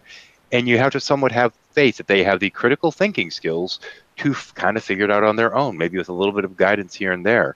But the one thing I learned through my kids going through school in this modern era is that if you don't push them and don't try to force a conclusion on them or a pathway on them, they end up just fine. The problem is when you have parents that are trying to insist that you are this way, you are that way. When they try to rebel, they're more likely to say, I am, and then take some kind of identity that doesn't really match who they are internally. I because suppose of that desire to rebel. I suppose, if kids had to go to school, right, and they were taught that the Earth is 6,000 years old, possibly 10,000 years old, they should be able to critically think their way out of that, right? Yeah. So there should be no problem then with teaching that in school. Well, no, because it's not scientifically accurate. Why? Some people believe it to be true, and they can even back it up and argue it pretty well. They can argue it pretty well, but here's the thing: is what we try to give people is as much true information as we can. Now, in terms of things like gender and what have you, what we're not talking about biology in this case. We're not talking the biological gender. That's something a little bit different. Internally, there are people that are internally a different gender than what is shown externally. Now, this is referred to as things like gender dysphoria and what have you, that there are, and body dysmorphia, etc. There was literally a case quite a number of years ago of a man who ended up in psych wards because he was checked in the hospital because he'd cut his penis off because he didn't feel like it belonged there, like it was part of his body. And they'd sew it back on and he'd cut it off again. And they'd sew it back on and he'd tear it off again because he didn't feel like it was part of him. This is... What's his name, G-Man? This is gender dysmorphia. Sorry. No, this is body dysmorphia. Is who they believe, who they were internally in their head didn't match who they were externally, and they saw this as a foreign part of themselves. Now, this is a serious psychiatric disorder in this particular case. I was just saying, yeah. But I mean, this is the thing: is there are people that, on some sense, identify more with a certain gender. Now, part of the problem is the gender paradigm we have in our culture saying this is what it is to be male and this is what it is to be female. And my daughter, who went through a time period in which she was referring to herself as trans, ended up coming out the other side concluding that all of this was just bullshit and that we just have these gender paradigms in our culture, which in and of themselves are kind of bullshit, that boys climb trees and girls wear skirts, and that's doesn't really necessarily map to the views and internal thoughts and feelings of an individual. Somebody that's a girl might not like wearing dresses. Somebody that's a girl might like to try and climb trees. Somebody that's a boy might not want to climb trees and might want to wear a kilt for all it matters. But, it's that difference between, on some levels, how we see the male and female roles as a culture and how people see themselves internally. Now, this is something that I don't think it's something that can be I think it's something that has to be learned as the individual, and this requires critical thinking skills. I don't see this as something that's necessarily being taught, or rather taught in schools, but it's something that's not necessarily being discouraged. In that, if you want to identify some way that doesn't match your biology, okay, fine. How many of these people will come through the other end deciding that they want to, transition to a different gender? Most likely very few, but in my daughter's school, at least, there were a lot of kids that went through a phase in which they're like, well, I want to identify this way, or I want to identify that. And they got through that to basically just become themselves, who they were. And most of these people didn't decide, I want my dick lopped off and want a vagina installed because I want some kind of upgrade or downgrade or however you want to put it. It doesn't really matter. So, I mean, it's just a matter of accepting that, okay, you're going through this stage of self-discovery and we'll trust you to find your way through it. Yeah, but don't you think that sometimes, even with adults, but, with kids, I think, if somebody throws an idea at you and you have some respect in them and you see them as somewhat of a mentor in your life, they can have a lot of influence on you, especially as a kid, I guess is my point. And so I think it's something that people should really be careful with. But doesn't that little thing there, and I might have not copy and pasted the whole thing, but part of the concern is that they don't want these kids questioning authority. And critical thinking skills and questioning that authority, I think, is vital to prevent the kind of thing that you're talking about. Fair? Yeah. I agree with you. Questioning authority, you're saying, can be a good thing. That it's not good when nobody questions authority. I agree with that. But also, learning to evaluate who you do and don't see as an authority is also important too. Yeah, there you go. Absolutely. Yeah, I would agree with that 100%. But I think showing respect too is also an important thing. I think that is something we've lost somewhat. Well, the thing is, respecting somebody because they're in a position of authority, I don't think should be absolute. Not if they're doing something wrong with their authority, they're abusing their authority. And once again, this is where we get to the whole point of it being important to question and have the critical thinking skills to know when it's appropriate to do so. Yeah, I guess just my observation was in recent years with my kids, just watching them like going across the street, and cars, very rarely would stop for kids. Yet if I'd stand out there, then they'd stop, much more often. And yet on the other hand, I'd see teenagers walking in front of cars, which is something I never would have done. It's just bizarre. It's not just one side. It's not like just the kids. I see it on the adults and the kids not showing a lot of respect for one another. Well, I don't know, man. Funny enough, I did just that, though, when I was young. When I was, 16, 17, 18, 19, and I'd go down to Harvard Square up in Massachusetts and hang around up by the pit, and I had a bunch of friends trying to cross the street. I'd be the one that walked into the street and held up my hand to stop the cars. Usually that's a hell-raising kind of rebellious thing you do, though, right? It wasn't all the time. It was an occasional kind of thing. No, this was when I went up there because I knew how to get the cars to stop. I would sit there, step at the edge of traffic, eyeball them, make direct eye contact, hold that arm up and step out there to stop the car, and then we'd all cross. Because in Cambridge and Harvard Square, I mean, these people would just keep going otherwise. Sometimes the only way to cross the street was to stop traffic. Yeah, I mean, well, there's like New York driving, that kind of thing, too, where you stick your nose out and hopes that somebody stops kind of thing, Yeah, but also if the person isn't making eye contact with you or won't, that they're not going to stop for you. So you're kind of selecting your mark too. And this is something you learn along the road. And I was never clipped in the process because I always made sure I had that eye contact. It's like, okay, I can see that you see me. Hold the arm up. They respond to that, and you can see that they're starting to slow down or reducing their speed slightly. And at that point, you start walking, and because you know that they're stopping or planning on it. But this is because you have the critical thinking skill to properly evaluate the situation. Yeah. I did that with my bicycle before. You just like kind of roll it out. Yeah, you know what I'm talking about then. Yeah. Mothers can do that with their babies. They'll do that occasionally. That's not a good thing. Really shouldn't use a baby carriage to test to see if cars will stop. But with your bicycle, it really pissed off. I don't know. I always loved the carrier and held the kid. But anyway, that's a different matter entirely. But yeah, no, it's just an observation I had. I don't know. At least where I live, it seemed to me that I don't know. When I was a kid, I don't know. You see a car coming, you don't cross the street. You wait till you can. It depends. I think it's a little different when you're talking where it's that insanely busy.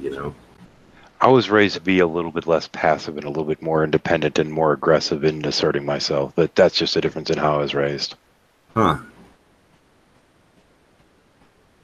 Yeah, I don't know. But what happens if you have an aggressive person driving a car and an aggressive person wanting to cross? They're not going to make the same kind of eye contact. You'd hope that they would recognize that at the same time. Hey, I survived just fine. I managed to get a good instinct on it. But regardless, what was the topic we were going on about? Sorry, I didn't mean to derail it too far with this. We were talking morality. I was just saying I thought that I think morality has changed somewhat over the years. I'm going to argue with you a little bit on that. I think what we're talking about here, at least, is more so societal norms that are shifting, as opposed to morality itself.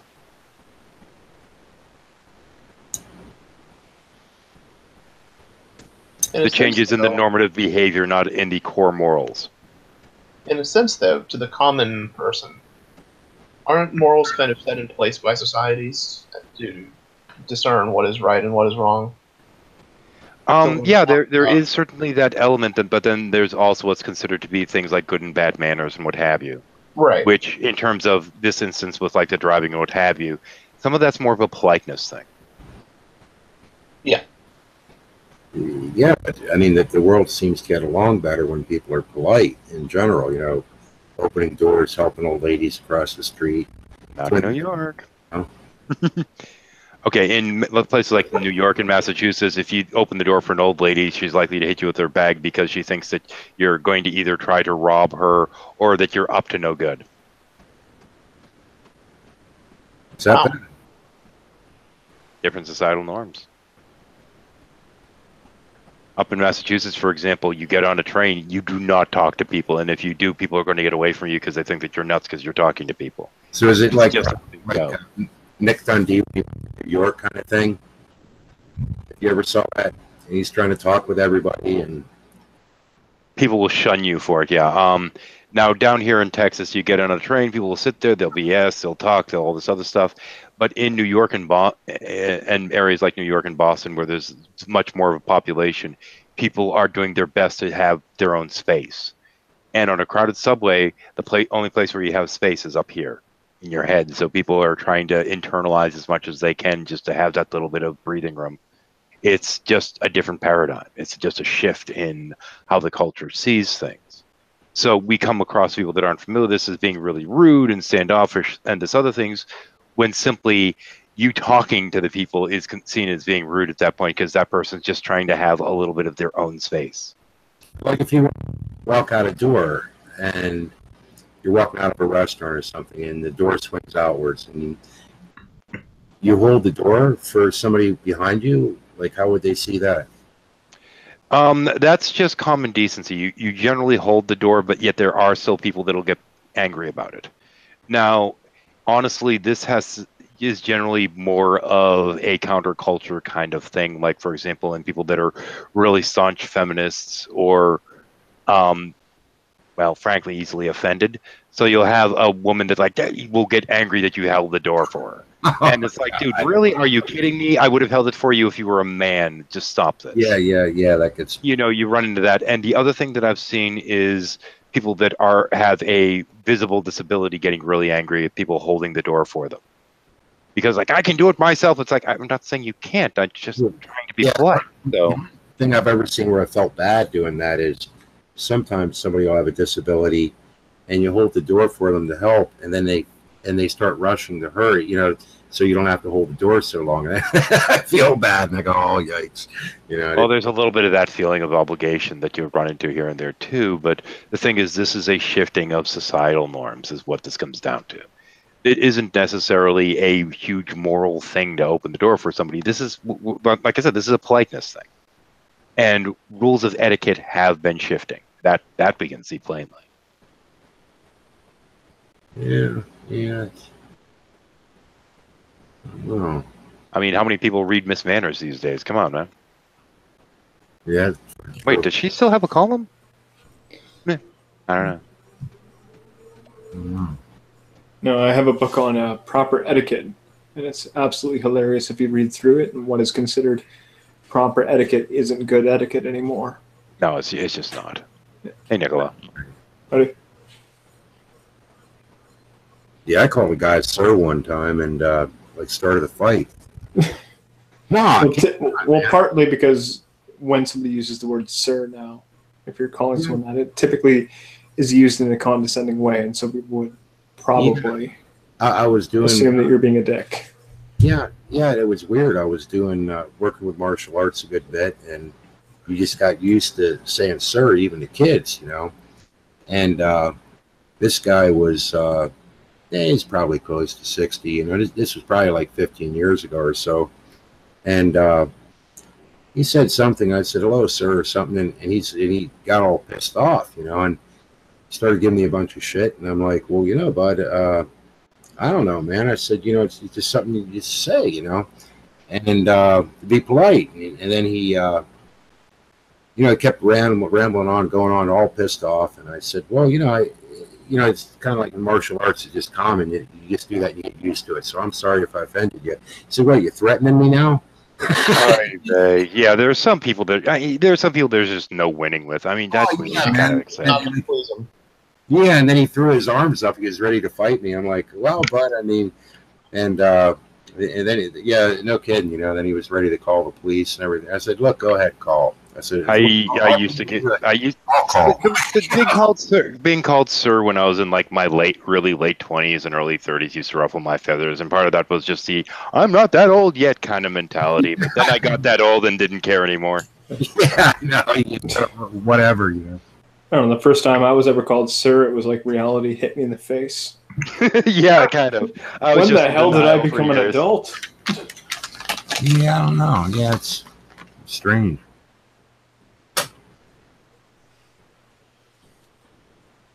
Yeah, it's. But yeah, there's no accounting for why some people react the way they do necessarily. And the funniest thing is when we at some point see ourselves reacting in the same way and going, "Wow, I'm that jerk today." Well, actually, the same guy, though, now that I think about it, got kicked out of a restaurant nearby for punching a guy when they were fighting over a football game or something. So, I mean, I guess Wow. their answer that. Yeah. My. Yeah. Yeah, some people are jerks. That's something that holds throughout the ages. Oh, yeah. Where I live, we don't kick people out for starting fights. We just start taking bets. What do? You start what? Taking bets. Oh, okay.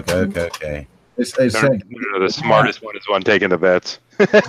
Well, I think they. No, the smartest one is the guy holding the wallets because no matter how there it we go. goes, he's only giving one back. After he punched the guy, I think that was sort of when the owner of the restaurant decided he shouldn't come back anymore. I think that was the end of the fight.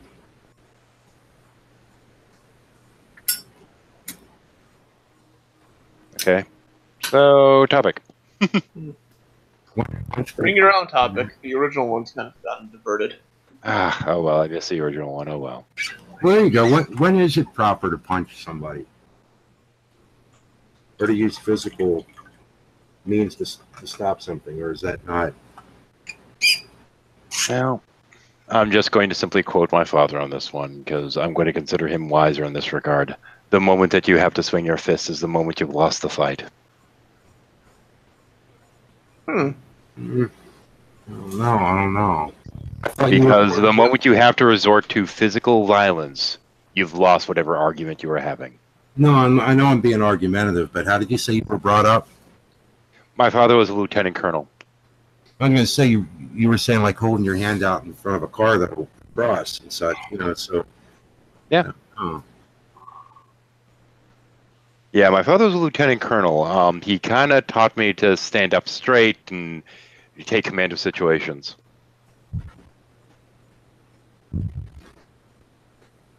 So, like, if somebody were to come up and like spit in your face or Bigger man would just slap walk you in the head away. or something like that, and actually then start to actually try to beat you up, that kind of thing. Well, the bigger man would just walk away from it. And what if you walk away and he keeps coming at you? Well, at that point, there's probably no reason to actually punch him. You put him down to the ground and you hold him there and ask him to calm down. Basically. That's good if that works. Yeah, I agree. Or you just break his arm. One of the two. I've done that. When I was, of course, in like middle school and high school, there were times that people would try to start things, and there was one occasion that this kid was so determined to fight me. I'm like, yeah, sure, fine. You bring a friend, and I'll bring a friend, and we'll meet at such and such place where there'll be no witnesses, yada yada yada. And I chose no witnesses for a reason. So we sat there, and I kind of just loosened up a little bit. And he's like, "What do you know, karate or something?" And I'm like, "Well, yeah. And if you'll wait a minute, I'll be more than happy to knock your block off." And I did a crescent kick just in front of his nose to the point that you could feel the wind going past his face. And I said, "If you'll give me another moment, I'm almost ready." And he said, "I just remembered I had a test tomorrow." I'm like, "Okay, cool, no problem." And the next day at school, he didn't claim to have won. I didn't claim to have won. When people ask me about it, I'm like, "Nah, you just remembered you had a test to go to, and that school is much more important than some stupid fight." I covered for him. He never had a problem with me after that because I had his back. Wow. Apparently, you're a bigger man than most of my friends. Worst thing that I've ever seen was we were at a bush party just a year after I graduated from high school. Somebody decided that they were going to get up in my friend's face, and he knocked them down to the ground, held down the back of their head, took out his smokes, lit one up, and then snuffed the cigarette out in the guy's ear. Wow. Yeah, granted, there was at least one occasion where I punched somebody dead in the face, but they literally, I warned them and they refused to give me back what they had taken from me, and I just hit them once, and they were back 3 rows in the bleacher, and that was it. Yeah, I think it's a pretty rare kind of thing that. I mean, but there are occasions when you have no other choice, but the thing is you have to make sure you get it to that point, and it's a thing, but nonetheless, the point is that resorting to violence is the absolute last course of action. Yeah, I always liked Aikido for that reason. I thought it was an interesting style. Yeah, the sad thing is that there's always unintended consequences. The kid that I knocked back in the bleachers, because I was known for not fighting. I was known as being a pacifist, yet I slugged this kid, and as I said, I knocked him 3 rows up on the bleachers, and he ended up on his butt. All because he tried stealing a hat from me that had been given to me by my brother. And this guy ended up being seen as a geek and a loser for all his years of high school as a result of being beaten up by the pacifist, because that's how it was seen. Oh, well. Yeah, I felt bad for him, but what can you do? He kind of dug that hole for himself. Beat him up again and knock some sense into him, I guess. I mean, that's kind of the thing, though, is when somebody is a pacifist in like schools or what have you, they're generally seen as being weak because they refuse to fight. Because that's just kind of the nature of young males during those kind of time periods. Yeah. So being knocked on your butt by somebody that's in that category apparently moves you down some weird rung on some social ladder for the people that basically think more like chimps than humans. It's weird, though, nowadays, so you get kicked out of school for that, or you could. I really have a problem with no tolerance policies. I think they're hogwash. Zero tolerance policies are something that my son has ran into on more than one occasion, and he's been framed by his classmates at times. Wow. Yeah. A kid will start a fight with him, and then that kid's friends will sit there and claim that my son started the fight. Yeah, it's kind of a problem. This has happened at least once or twice that I've heard of. Well, I guess anything can be abused. That's the dang problem, I guess. Hang on, you don't remember it, so those might have been lies then. Okay, noted. Well, no. I mean, people think. No, I'm picking on my kid. Hang on. He's just like, I don't remember that. I'm like, they must have been lies then. It was 2 or 3 years ago, man. No, I'm just thinking of like teachers. Like a teacher could spank a kid. That's out of control. I think it actually can have its place. Yet on the other hand, I remember teachers who used that like crazy. Like they enjoyed it. I think. Please fuck spankings. Get that guy a gun. There was a teacher in. What you say? Heck with spankings. What? I said fuck spankings. Get those teachers guns. Well, no. Hey, that's a weird thing. That gosh, you guys are gonna hate me after this even more, forever. But I do wonder though if you never knew if a teacher by chance had a gun or not. Maybe it would make some kids wonder if it was worth trying to shoot up a school. I don't know. Okay. Teachers did have guns, and they shot at the students.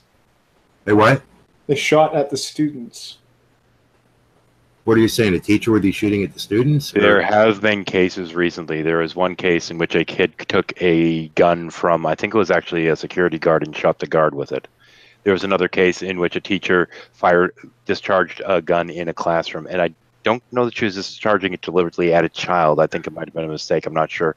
You can enlighten me if there's other stories. There were 2 other cases where the teacher fired randomly in the classroom and wouldn't surrender to the police, and eventually did. Okay. And they were just very high strung. Yeah. Another scenario was they thought the student was armed, and they just open fired at the student. They didn't hit the student, but they recklessly discharged their firearm.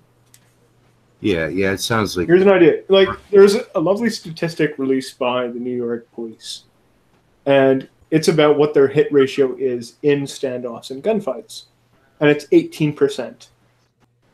highly trained New York City police officers in a standoff have an 18% hit ratio. And you want to give teachers guns? I guess kind of what Not you particularly, that's more rhetorical. It's like, don't introduce guns in that scenario.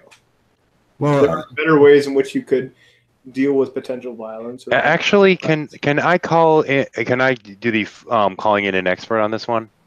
Sure. Okay.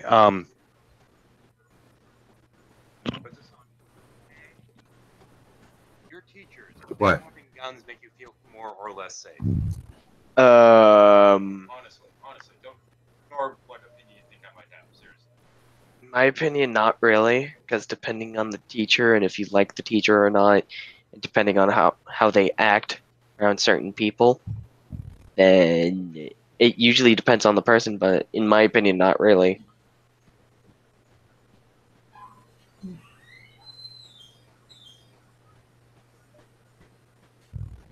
I guess kind of what I'm wondering is what happened with like I remember guns being in school and people just didn't get shot and stuff. I mean, there were guns that kids carried into school to because they were on a shooting team, or there were shotguns and rifles sitting in trunks of cars, and people just didn't shoot each other. It was just weird. I don't know what really happened. Something changed. I don't know. No, I remember that too. You know, all the farmer kids used to just bring rifles and shotguns. They'd just be sitting in the back of their trucks.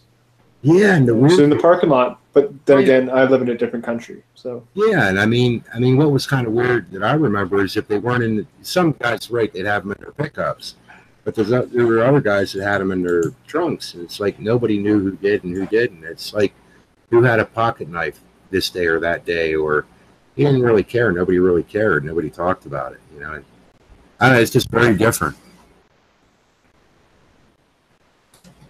You know, I guess what I wonder is why didn't kids shoot each other then, and why are they doing it now? And you know, at least occasionally, in such a morbid, you know, horrible way. You know, pretty weird. So I guess that's kind of what I was saying about society changing somewhat. It's definitely a lack of respect when somebody will shoot up a bunch of people just because they don't like them.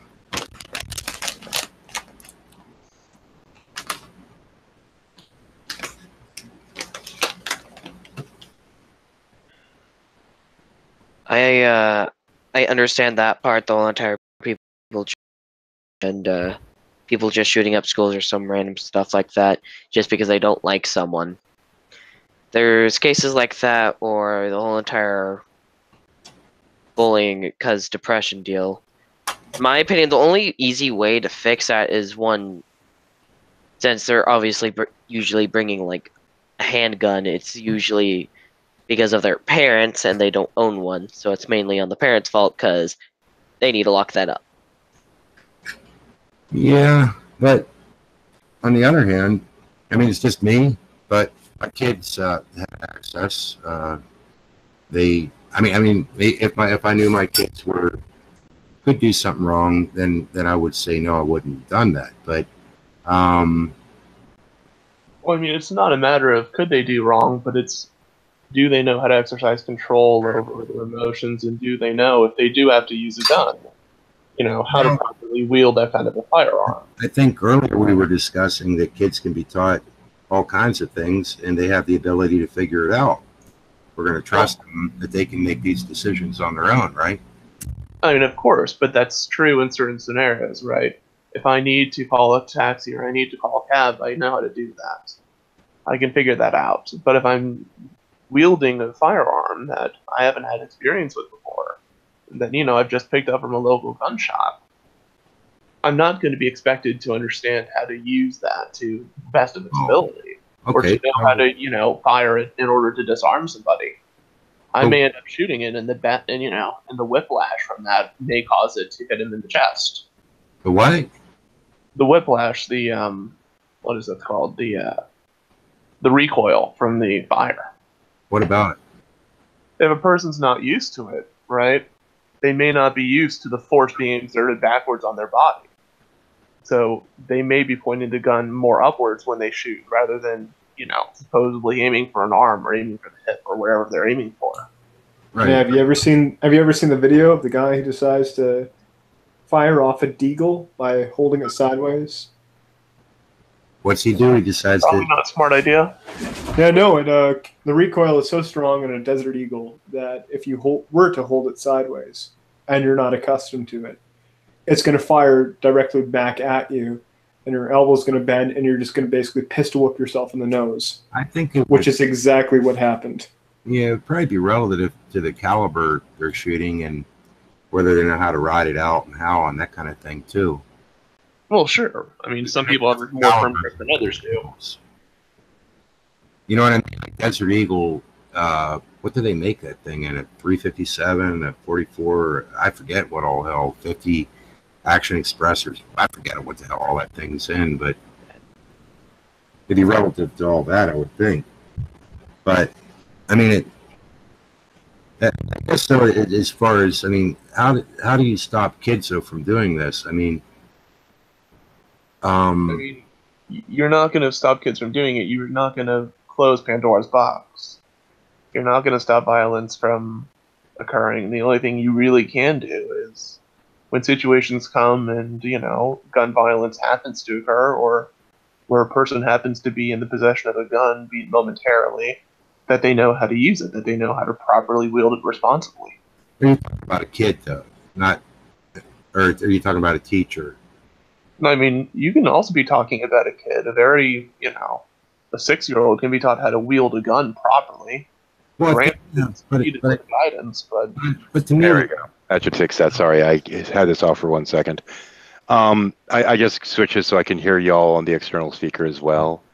Now, one of the problems, as I see it, is accessibility in terms of you have kids with their hormones and issues at school and bullying and lack of coping skills, because coping skills in terms of real world situations aren't necessarily taught to young children.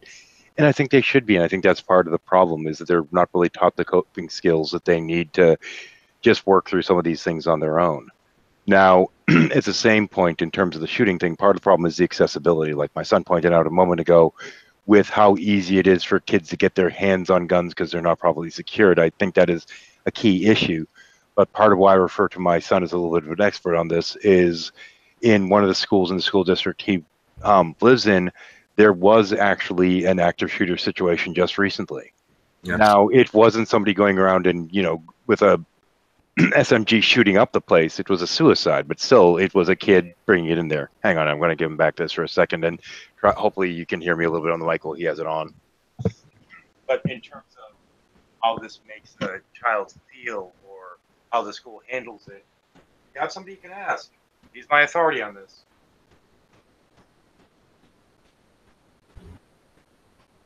But I think it's a horrible thing. It really is.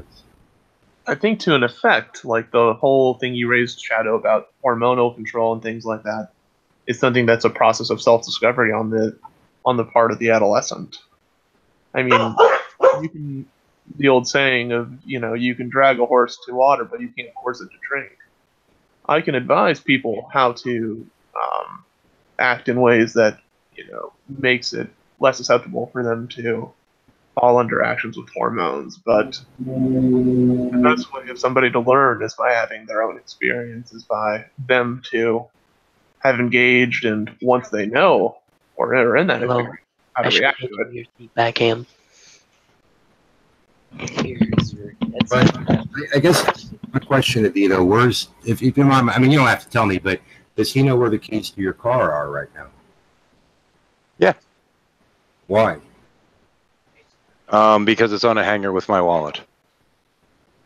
But you realize that in France, they killed more people with a vehicle than they did with guns, because the vehicle was filled with guns.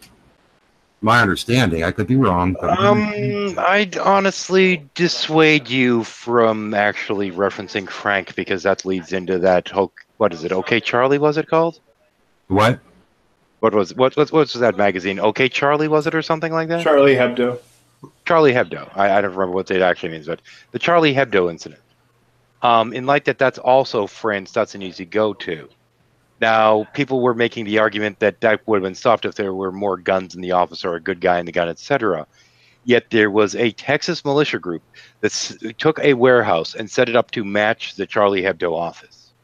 And every single one of them went through the scenario to see if them with a gun could have stopped that shooting. And they came up with the answer, no, it wouldn't have made any difference. I'm not saying that. That's not really my point. My point is the vehicle had guns in it, is my understanding. But yet they chose to use the vehicle because it had more power than the gun. They could wipe out more people with that van than they could a gun. So my point is that if people want to kill each other, they're going to freaking do it. You need to start with the person. It's that argument goes up to a certain point, but the problem is, if you say if people are going to kill other people, they're going to find a way to do it. Do we want to make it easier for them? Well, then put your keys away, man. Don't leave them out where your kids can drive your cars. I'm not trying to be mean or ignorant. I'm just saying, you know, we've seen this being done. In fact, years ago, I'd ask people, I'd say, imagine if somebody created a 3,000 or 4,000 pound remote a missile that you could actually guide around and just run people, just kill people, just run them down. And I remember people like flipping out, going, well, that'd be horrible. It's like, no, man, that's a car, you know. I mean, you know, a car at 50, 60 miles per hour into a crowd is a bad deal. You know, well, sure. I mean, the issue though is that that's kind of disanalogous, because with a missile you have an expected radius of damage, right? I mean, grant you, there's going to be a certain region where the damage is most concentrated, but you know, probably. I'm willing to work with this analogy though, because there's a couple other factors here. Because sure, fine, you have this car and you can do these terrible things. Now, first off, the more people you hit, the worse condition the car is going to be. People can also try to get away from a car more easily than they can a bullet. It's kind of hard to dodge a bullet. So there's that side of that too. But this really isn't even the point, because trying to make the car analogous. Now, a car can certainly be used as a lethal weapon, but it has purposes beyond that. Now, in terms of a car, you know, you need to be able to get the car. We license people for the use of cars. Mm-hmm. Now, if somebody were to go out there and start trying to run people over or show that they were reckless in their driving, we can take away their license. We can take away their ability to drive. We don't have that with gun laws right now, do we? Well, it doesn't really matter, because if somebody steals a car, it does completely matter. Now, here we go. If you go back to guns, when somebody breaks into somebody's house, what is one of the first things that criminals will look for when they break into a house? Guns, because they're easy to resell. You don't have to be looking, not when they're being shot. Most break-ins happen when people aren't home. They break in, and one of the first things they look for with the valuables is weapons, so they can take those. I guess so. You know, you're probably and then those weapons end up on the streets. Right. But why protect the criminal? I mean, to me, that just seems ridiculous. You know, I think criminals should be. I'm not talking about protecting the criminal. Well, it's certainly not protecting the person that could be robbed, telling them that they have to lock everything up. Actually, you know, they do make thumbprint saves that you put your finger up against this little thing on the wall and it opens right up. Yeah, I got you. But on the other hand, though, a gun does have its place in defense. A car has its place in the ground. Sure. I mean, in the same way, though, a gun can also kill more people in a shorter period of time than a car can. No, relatively on the concentration you're talking about. What area? When in France and I guess there's been a few other cases. That's been one of the worst. I mean, they killed like 80 people. Killed a guy in up there in where the hell was that? Las Vegas, whatever. He didn't kill as many people as they did with that freaking van. I mean, am I right or wrong? Right. I mean, the issue is, though, is like, yeah, you could kill 8 people with an SUV or whatever. I mean, AK-47, you're going to kill, 20 people in 5 seconds based on where you shoot and what the local concentration of people is in that area. Yeah, how many people died in the Pulse nightclub shooting? And which shooting was that? The Pulse nightclub. Yeah, I forget. It was a lot, man. It was bad. Because it beat the Australian record, and prior to that, Australia had the highest death rate per mass shooting ever. But they don't. You're not apparently allowed to have a gun there. Yeah, So, because after Australia had a mass shooting, they went, okay, after they changed, no more guns. Okay, that was after that. That wasn't okay. Yeah, I don't know, man. You're still allowed to have a gun in Australia. Just to but it's point that out there. Very, very difficult to acquire one. No, you are allowed to. Yeah, you're allowed to have one. Just like, guess what? In Canada, I'm allowed to have a handgun if I pass all the checks that we have in place. But I still think that to me the major issue, and I think, is that people have lost the respect for life. How in the hell can you go around shooting people just because you don't like them or whatever? I mean, how often did that happen? 20 years ago? That's not typically how these shootings go down. I mean, They're more indiscriminate. If you want to they use might have one or two people that they've targeted, but they will indiscriminately shoot other people as well. And that's the real scary part, is that they're not singling out individuals. Well, look at this recent shooting in the newspaper. Why did Which one? what was that one that just happened here just the other day? Which one? They're that frequent now. Wasn't there just happened regularly. there was one just the other day in some news place? Okay, was it mass shooting? Was it a single shooting? What am I looking for? You published the article, Times, New Yorker. They've become so common that I've become desensitized to them. It's bad.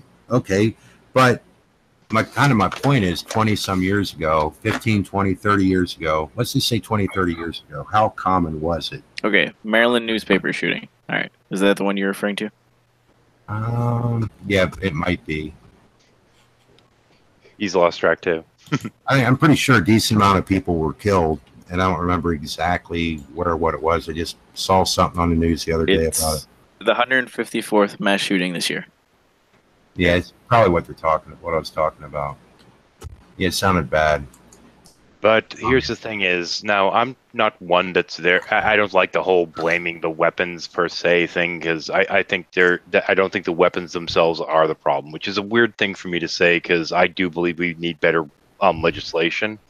I think we need better rules, but even more so, my usual stance regarding gun control is that I think gun control is important. People should learn how to use their guns. And part of that is learning to respect the weapon, and I think that's part of what we're missing in our modern gun culture. My position is it should not be easier to get a driver's license. It shouldn't be easier to get a gun than it should be a driver's license.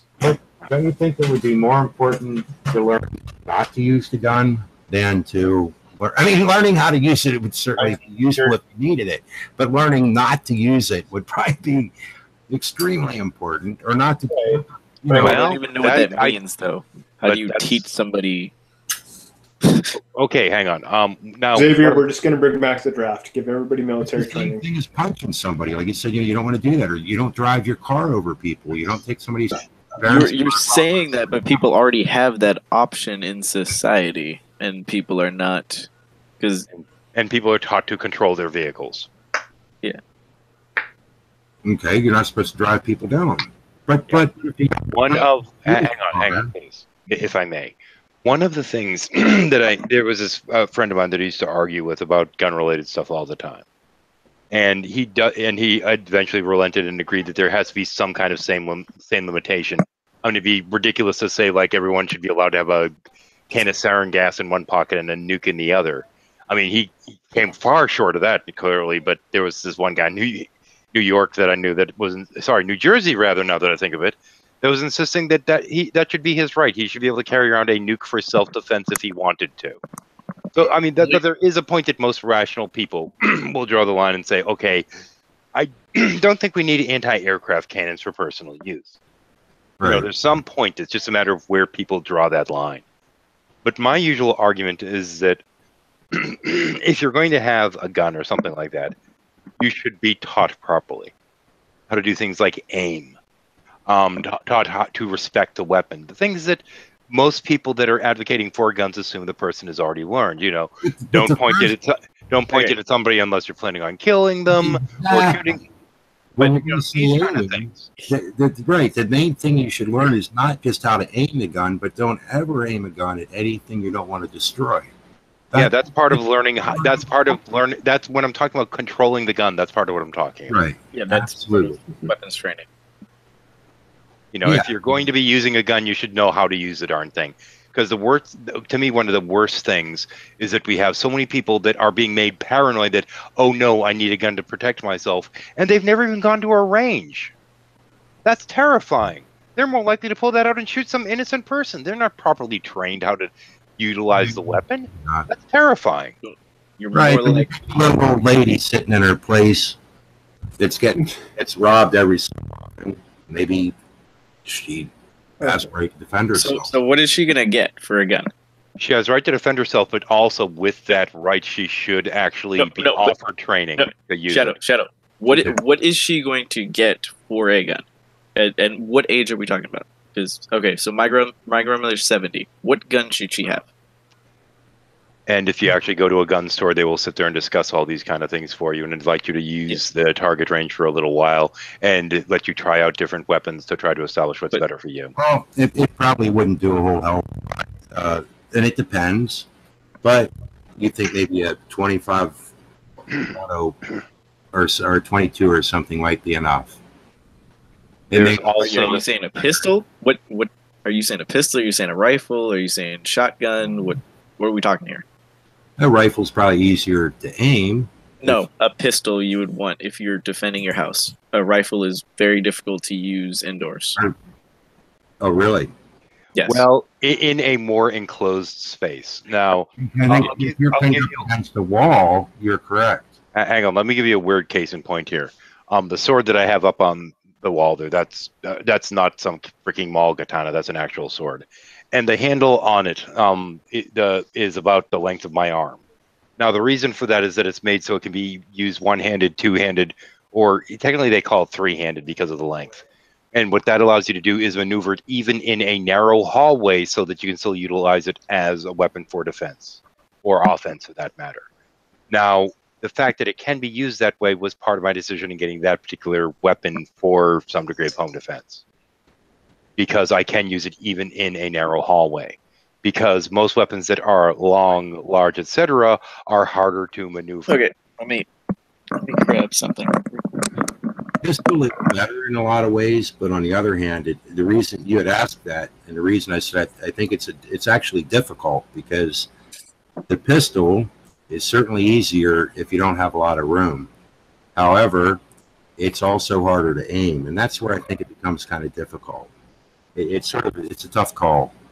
Well, the problem with aiming, because yeah, you can get great aim with a rifle, but is the intruder going to see you pull out that rifle and charge you, especially if you're an 80-some-odd-year-old woman? Well, kind of my point is that I'm not going to say it's a great way to shoot a rifle, but at 7 yards or so, pretty much aiming it without watch out. Yeah, there you go. This would be the best rifle to use indoors, and it would be clunky and clumsy versus a pistol. And for an elderly person, it might be too much. And what is that exactly? This is a M4 with instead of a gas operated, it's piston operated. Okay, so it's piston operated? Yes. Kind of like an AK type design? Yes. Oh, okay. It can be fully submerged in come out of water firing.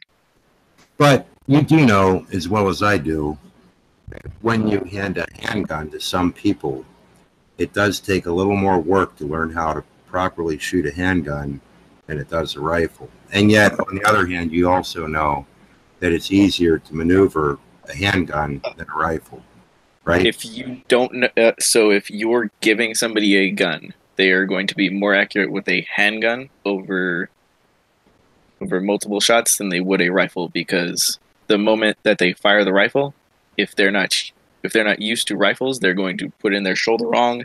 They're not going to know the recoil. So the moment they fire one shot, they are basically useless with the rifle. Whereas with a pistol is very easy to control recoil as long as it's below 9mm. Control recoil as long as it's below 9mm. The reality is, though, if you just have, say, a 22, right? Let's just say that's all you're working with is a 22, and you shoot it out of a 2-3-inch barrel, right? And you compare that to shooting out of an 18 or 20-inch barrel.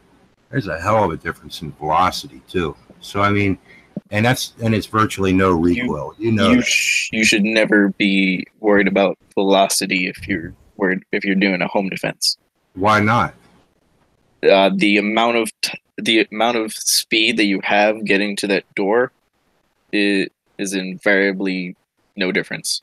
Okay, so if you have a 32 grain bullet, right, and it's traveling at 800 feet per second versus what, 12 or 1400 feet per second, which is going to have a better chance of stopping the attacker? It shouldn't matter which bullet you're firing because they're not going to be wearing body armor. And the majority of people that are going into your home, unless there is a home invasion, once they get indication that there's a gun, they're more likely to leave. Actually, what I'm talking about is a very minimal cartridge, and that when you shoot it out of a rifle, now it might be getting close to what maybe a 32 ACP or something in a handgun might do. I'm just taking a wild guess. I'm not sure I'm right. What are you trying? Because if you're saying what has more lethality, at those ranges, they both would have the same lethality. Unless you're using special ammunition like hollow point or something like that.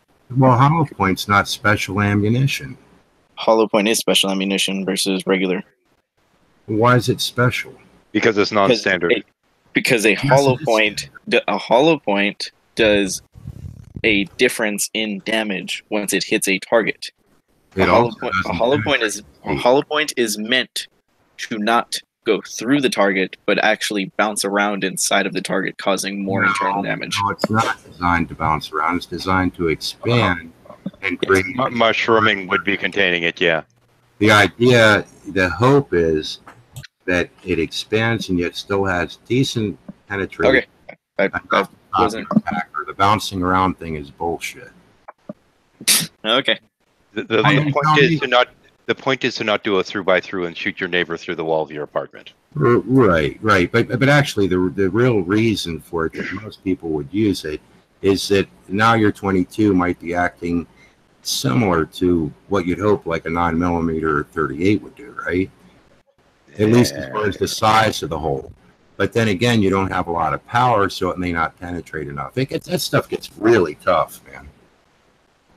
That's why it's not. I don't believe it's a magic bullet that one. You know. That's all I was trying to get at. I mean, some people would say, "Oh, by all means, don't use a hollow point." Can I derail this for 1 second while I have Xavier here? Yes. Yeah. How do you feel about the? They're for all intents and purposes, might be airsoft guns. They shoot rounds that are supposed to set up like a chemical barrier. It's like a mix of tear gas and pepper spray or something like that.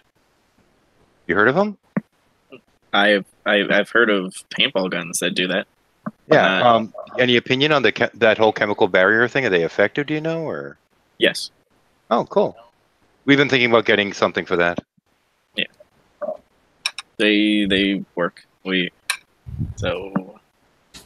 actually use them for one of our exercises as like they put out a chemical agent for us to move through using them. It was fun. I could ask, what do you have what do you use is it 223 or what is it? For what? The rifle that I showed? Or? Yeah. That's 5.56. Yeah, same as 223, right? Basically. There's a difference in grainage. Well, isn't it, what are you shooting? Like, what grain bullets are you using? I'm going to pull up the box.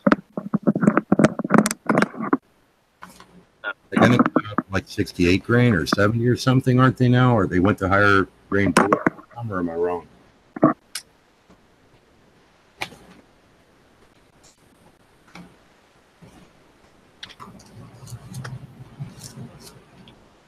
But you can't shoot 223s out of it, or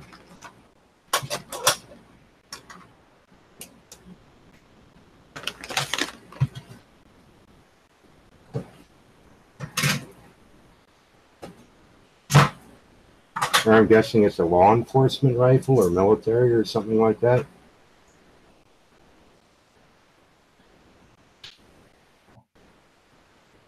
It looks like he's checking on something. Yeah, something.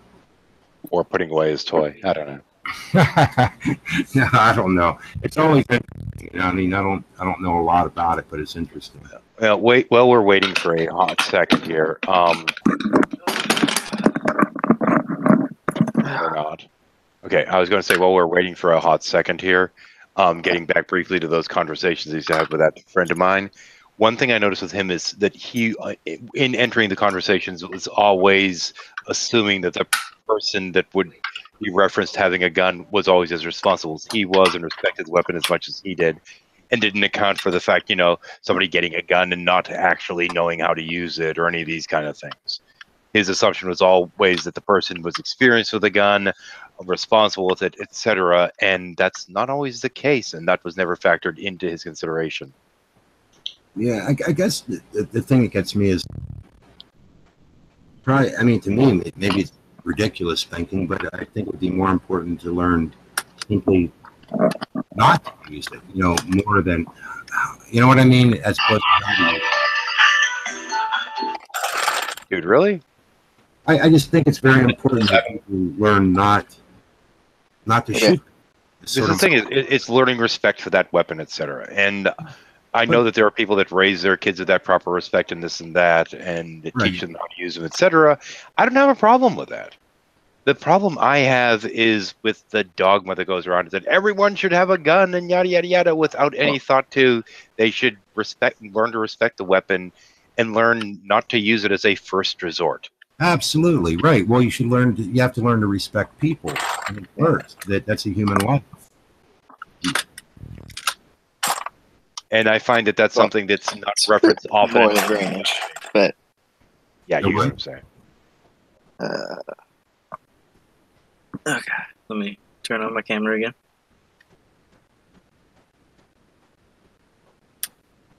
Alright, so this, if you can see it, that's a 22.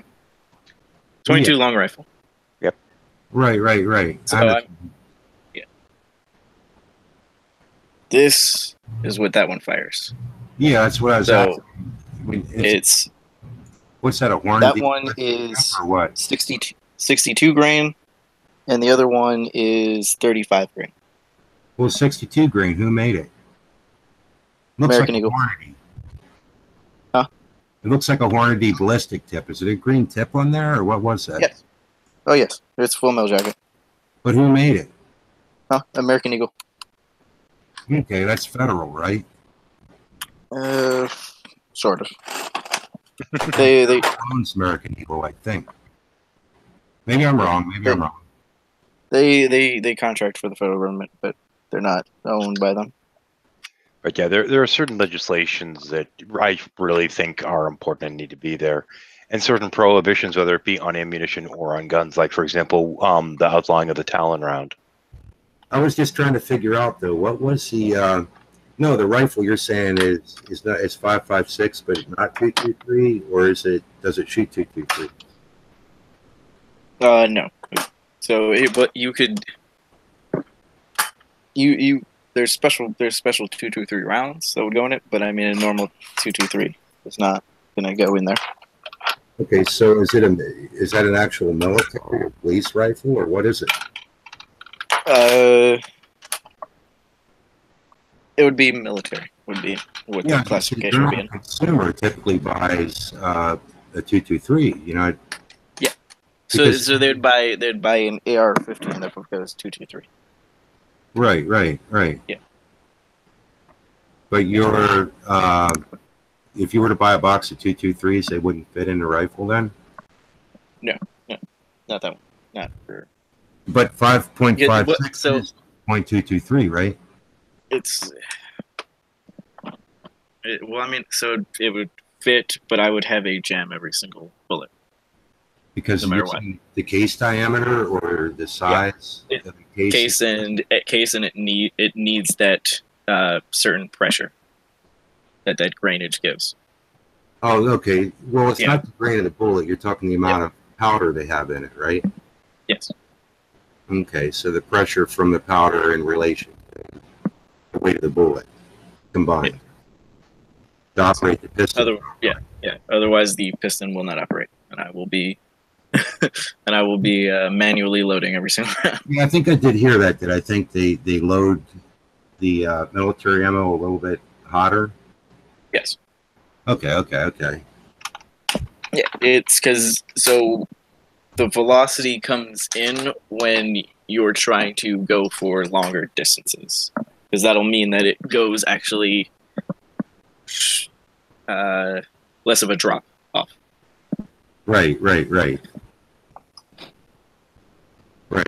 So if you're trying to shoot something at 300 meters and you're using something that is going to drop off like regular, it's actually a different aiming at that range. Yeah, I had a thing called a 220 Swift. Did you ever hear of that? Yes. Yeah, I mean, it's pretty flat. Shooting the same bullet. But was that a green tip on that thing? Yes. That's what I thought. It's not a nylon tip? No. Wow, that's wild. My goodness. Oh, I'm sorry, Shadow Heathen, what were you saying? And I'm sorry, I was just wondering about that thing. It's wild looking. Yeah. Thanks for sharing that and telling me about it. Yeah, it's pretty neat. Yeah. But as for both There of we my go. rifles, Sorry about that. I do have a bullpup rifle, which that one has its own hiccups. So if you get one and it's below 18 inches for barrel length, you need a Class 3 license to own. Yeah. So you have a bullpup? Yes. Is that? But that one's 22. Oh, it's a 22 bullpup? Yeah, that's what the 22 rounds are for. Bullpup. Wow, who made that? My grandfather made both. He made the rifle? Yes, he was a gunsmith for the Marine Corps while he was in. Oh, wow. No idea like what he built it off of or anything like that? No idea what he built it off of or anything like that? Oh no, he made everything himself. He has a machine shop, and he makes weapons for one of our friends that owns a gun shop. Oh my goodness, man, that's wild. Yeah. When I get back up there, I can pick up my 45 that he made. Huh, is that like a 1911 or something he built? Yeah. Or? Yes. Wow. Double action, so because I'm ambidextrous, so. Or you mean like a double-sided safety? Yes. Or double action? So I'm saying double safety. I should have said. Right. Yeah. Ambidextrous safety, I guess they call that. Yeah. Because I shoot pistols better with my left hand, and I shoot rifles better with my right hand. Yeah. Wow, that's pretty wild. Which eye then are you dominant with? So when I do the eye test, it always hits my nose. Yeah, I know what you mean. Yeah. Because I've always so with pistols I've used my left eye, and with rifles I use my right eye. So my body was it just learned to use both. I don't know. Yeah. That's pretty wild. Yeah. Well, I mean, my grandfather. So his brain actually occasionally goes in reverse, of where he will see the mirror image of everything. So he's designing stuff. He has to have my grandmother, my mom, go look at it and make sure that he wrote it the right way. Wow, that's wild. So almost this.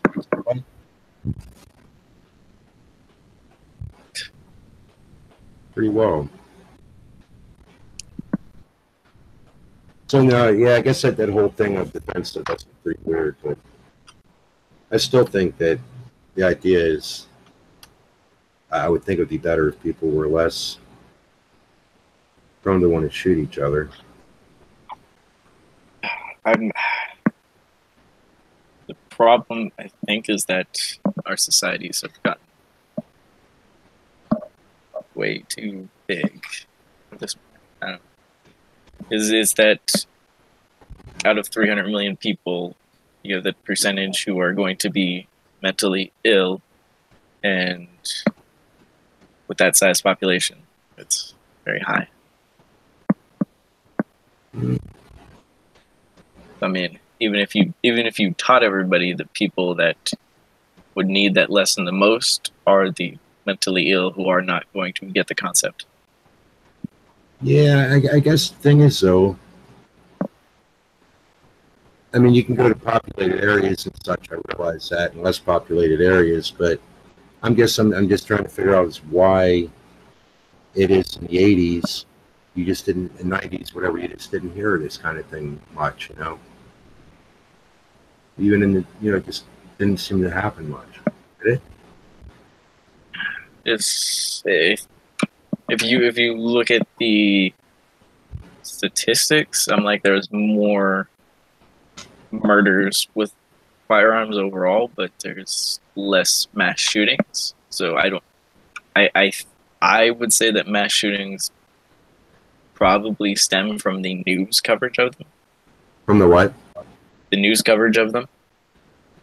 Do you think there's more mass shootings in the past than there are now, or am I reading?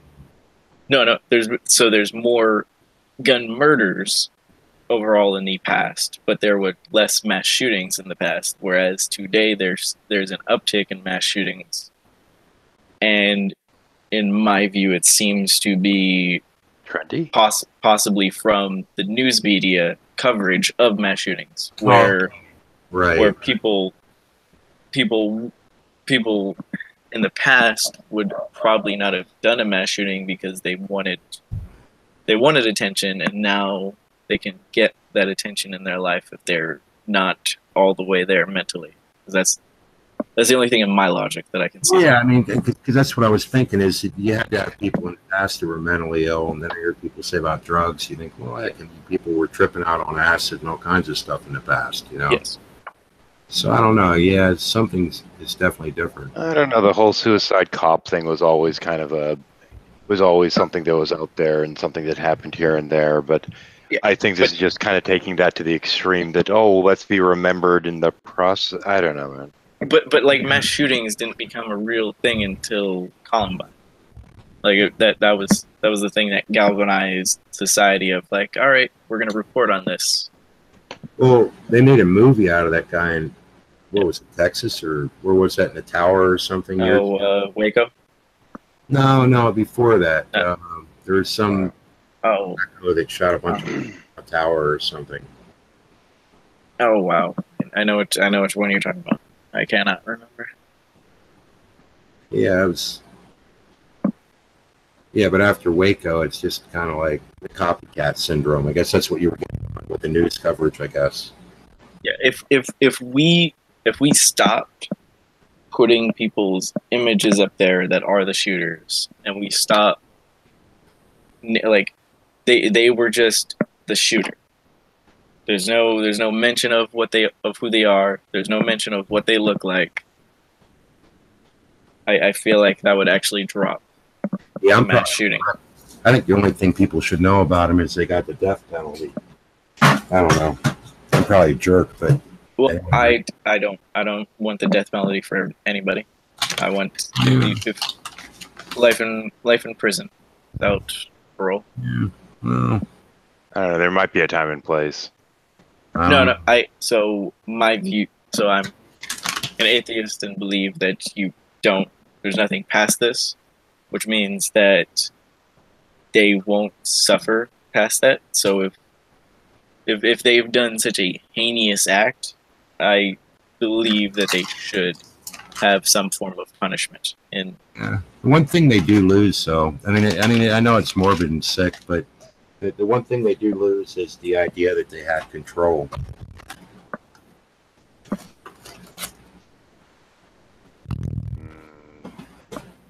You know, I don't know, but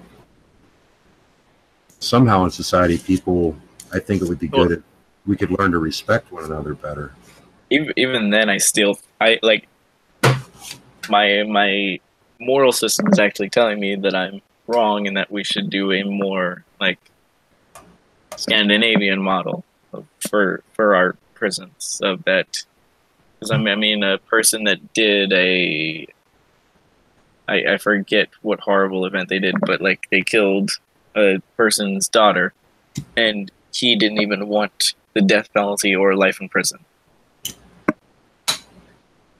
I don't like that so much of punishment in terms of crime is more vengeful than rehabilitative. Yeah, I agree with you in that sense, but I do think there are people that need to be permanently removed from society. I don't think that doing it in a way that basically, okay, fine, now you're going to waste your life with us providing for you while you're behind bars is the way to go.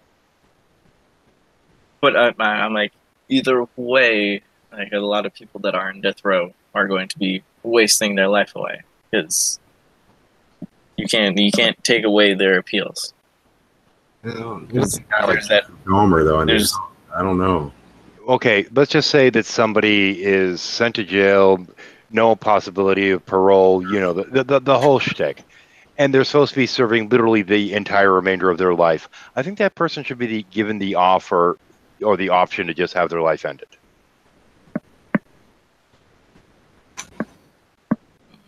Do you want to spend your last, let's say, 50, 60 years in jail, or just say, to heck with it, I'm done? I think they should be given the option, rather. Yeah, I guess in a way, maybe my sick thought is I feel bad saying it, but like I don't think that mass murderers should be given the option. I mean, that's just me. My thing, you have to give equal treatment to all of them. There's no. I don't know. Somebody decides that they want to off a bunch of people. I really don't think what they have to offer society after that. It doesn't matter what they have to offer society. It's that equality of our justice system.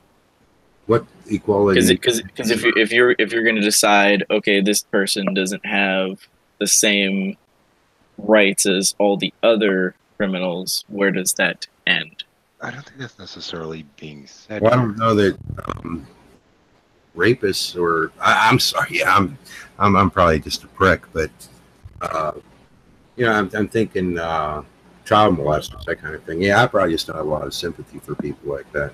Okay, but what I'm saying is, like, where does that end? Who draws that line in that? Okay, these criminals, they have the rights to appeals and other things, and these criminals don't.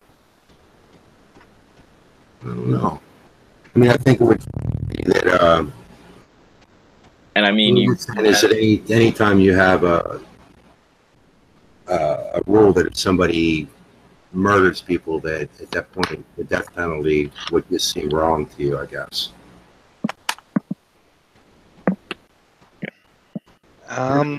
It's ugly, but I don't know. It depends on the circumstance, potentially. I mean, mass murderers certainly fucking flip the switch, But somebody comes home, their wife's doing the mailman or whatever, and they, in a fit of passion, kill the mailman. I mean, is that the same as somebody that, cold, premeditated, plans it out? No, it's not the same. No. I mean, that's kind of the thing is, I mean, can this person that this was the one moment that this one moment they snapped and now you're going to kill them for it? I don't see, this is why there has to be a certain degree of compassion and logic applied. Right. And I think they try to have that, don't they? I mean, there's 4% of the people on death row are innocent. So, and that's always been my problem with the death penalty is that there's no way for us to get 100% certainty that they were actually legitimately the person that did it in most cases. Well, I'm like, there's instances where you know exactly who did it, but I mean, they're the very televised ones, and then there's, I'm like, other instances where you don't actually know. I mean, but yeah, it's the certainty factor that always has me a little. I don't know, man. But just interestingly, though, like we started off talking about the LGBT, that kind of thing. But don't you think? I mean, to me, what I try to teach my kids was that even if you don't agree with something, whatever, you still have to have respect for people. It doesn't matter whether you agree or disagree, whatever it is. You still should respect the person, regardless of what they want to think of, especially if they're not hurting anyone. Okay. The way I'm going to do is respect the sanctity of life. That I'll agree with. But in terms of respecting people, I don't think you have to respect people. I really don't. What I mean is if you, let's say somebody doesn't like that someone is gay or someone is transgender, whatever the deal is, that doesn't give you a right to give them a bad time or hurt them or something like that. You have to respect them as an individual. If you can't do that, I don't know. I mean, just it seems like you should have respect for their life and their ability to want to live life as they do. I think the problem here is how you would use the word respect, because you could just mean, like you have to respect the fact that they're welcome to live their life as they see fit, provided, they're not hurting anybody and within bounds of reason. And then there's another way where people often use the word respect and they confuse it with civility. You should be civil to people. That doesn't mean that you have to respect them. Doesn't mean you have to admire them or treat them with any kind of reverence. Well, I suppose just respecting that it's another person. I guess it would just be in the sense of acknowledging. And that's kind of what Nicola's saying. You don't have to actually respect them, just the fact that they have the right to exist and live their life. Absolutely. Yeah, there are just certain things that you have to acknowledge about individuals and what it is that they're allowed to do, given the society that you live in, or what values you hold. And they might act in a way that you disagree with. And provided within bounds of reason, they're pursuing their own idea of what it would mean to be a good life. Let them do it. You can argue with them, and you can argue with them and still be civil about it, even though you're disagreeing with it, and you don't actually have to respect in any robust sense their view or their life. Yeah, I think it's just important to me, I think, is that they accept that obviously people aren't going to agree on everything.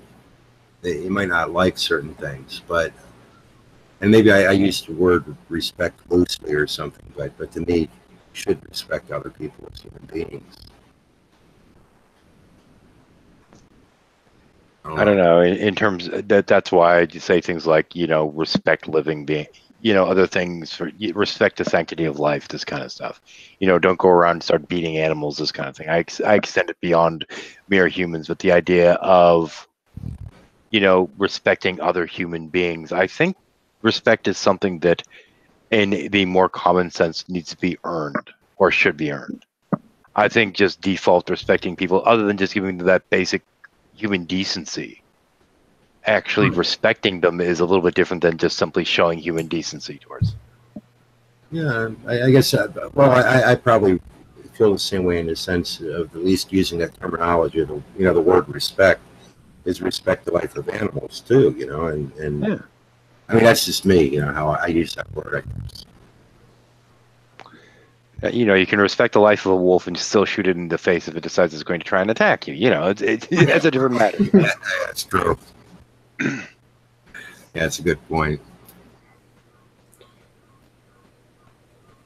But in terms of like other people, you know, somebody sits there and decides that they're going to hate somebody because of the color of their skin, I'm not going to be showing them respect. Well, I'm going to acknowledge that they're a human being and they deserve to fucking live, but I'm not going to respect them. Absolutely. Well, it's not even that you would even behave with any real decency towards them. But Shut then them again, down and show them why it is that they're an idiot, or explain to them why they're an idiot, and just call them an idiot. And when I'm saying decency in that sense, I mean, I'm not going to just go around spitting on them. I might try to change their mind, but I'm not going to say, haha, you believe this thing that I disagree with. I'm going to kick you in the nuts now. Yeah. No. I guess using the same word again, though, my thought would be, though, like, why don't they have some respect or acceptance of other people? I mean, that's, I guess, how I look at that. It's really hard to show respect to somebody that doesn't show respect to you. No, well, what I mean is, if somebody doesn't like someone else because of their color, is my point, I would be questioning why they don't like someone else just because of that. Why can't they at least show them some respect as a human being? And that would just have me wondering what's wrong with this person, that they're this hateful towards someone who's different. And this is the thing: is the idea that we should respect everyone is great in an ideal world. Unfortunately, we don't live in one. Right. So, like you're saying, you can't respect that a person that's acting in that way, and I wouldn't either. No. But I think that's very different than someone that might think differently on issues that don't involve hatred. But this is why I mentioned, you know, showing basic human decency. Right.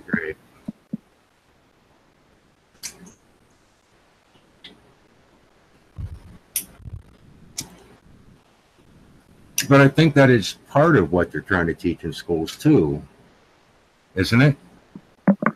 I don't know. It very much depends. What you first posted, you have an idea. Like, when it comes to my niece, her school curriculum, she's just starting high school, and apparently they're not going to start talking about like issues of race or anything like that until in grade 12. I think that's a bit too late. I tend to agree. Age 12 for grade 12. Then you have Texas where they're just trying to whitewash history to remove any reference to racial tension while removing most black leaders and a lot of black history from the books, which I thought was absurd. Well, one of the fun things about what she's going to be taking is that it's a mandatory class. It's our History 30 class, which is all Canadian history. And it's all just basically one giant cavalcade of just every awful thing Canada has ever done. It's like they leave no stone unturned. It's like, and here's what we did to the Chinese people. That's right. There's one dead Chinese person for every mile of coast to coast in Canada just building the railroad because we treated them that shitty. Oh, you good grief, as opposed to in Texas where they're trying to whitewash things to promote this whole American exceptionalism crap. And we've never done anything wrong to anyone. Just brush that under the rug. The Trail of Tears never happened. Well, stuff happened. But yeah, it's actually something that years ago when I heard that they were doing this thrust, I actually had my daughter, who has always been a little bit of a history buff, I had her do her own little video on it saying, well, we want to learn things. It was really cute. It's like, look, we want to learn about stuff, even the bad stuff that we did, because this is how we learn. And this is how we don't make those mistakes again, or something like that. It was really sweet and cute. Yeah. It was years ago.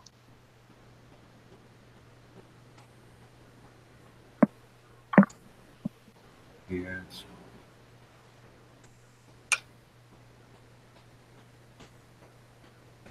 I mean, I guess obviously there were times when racial, I'm thinking it was worse, but then lately it's been bad.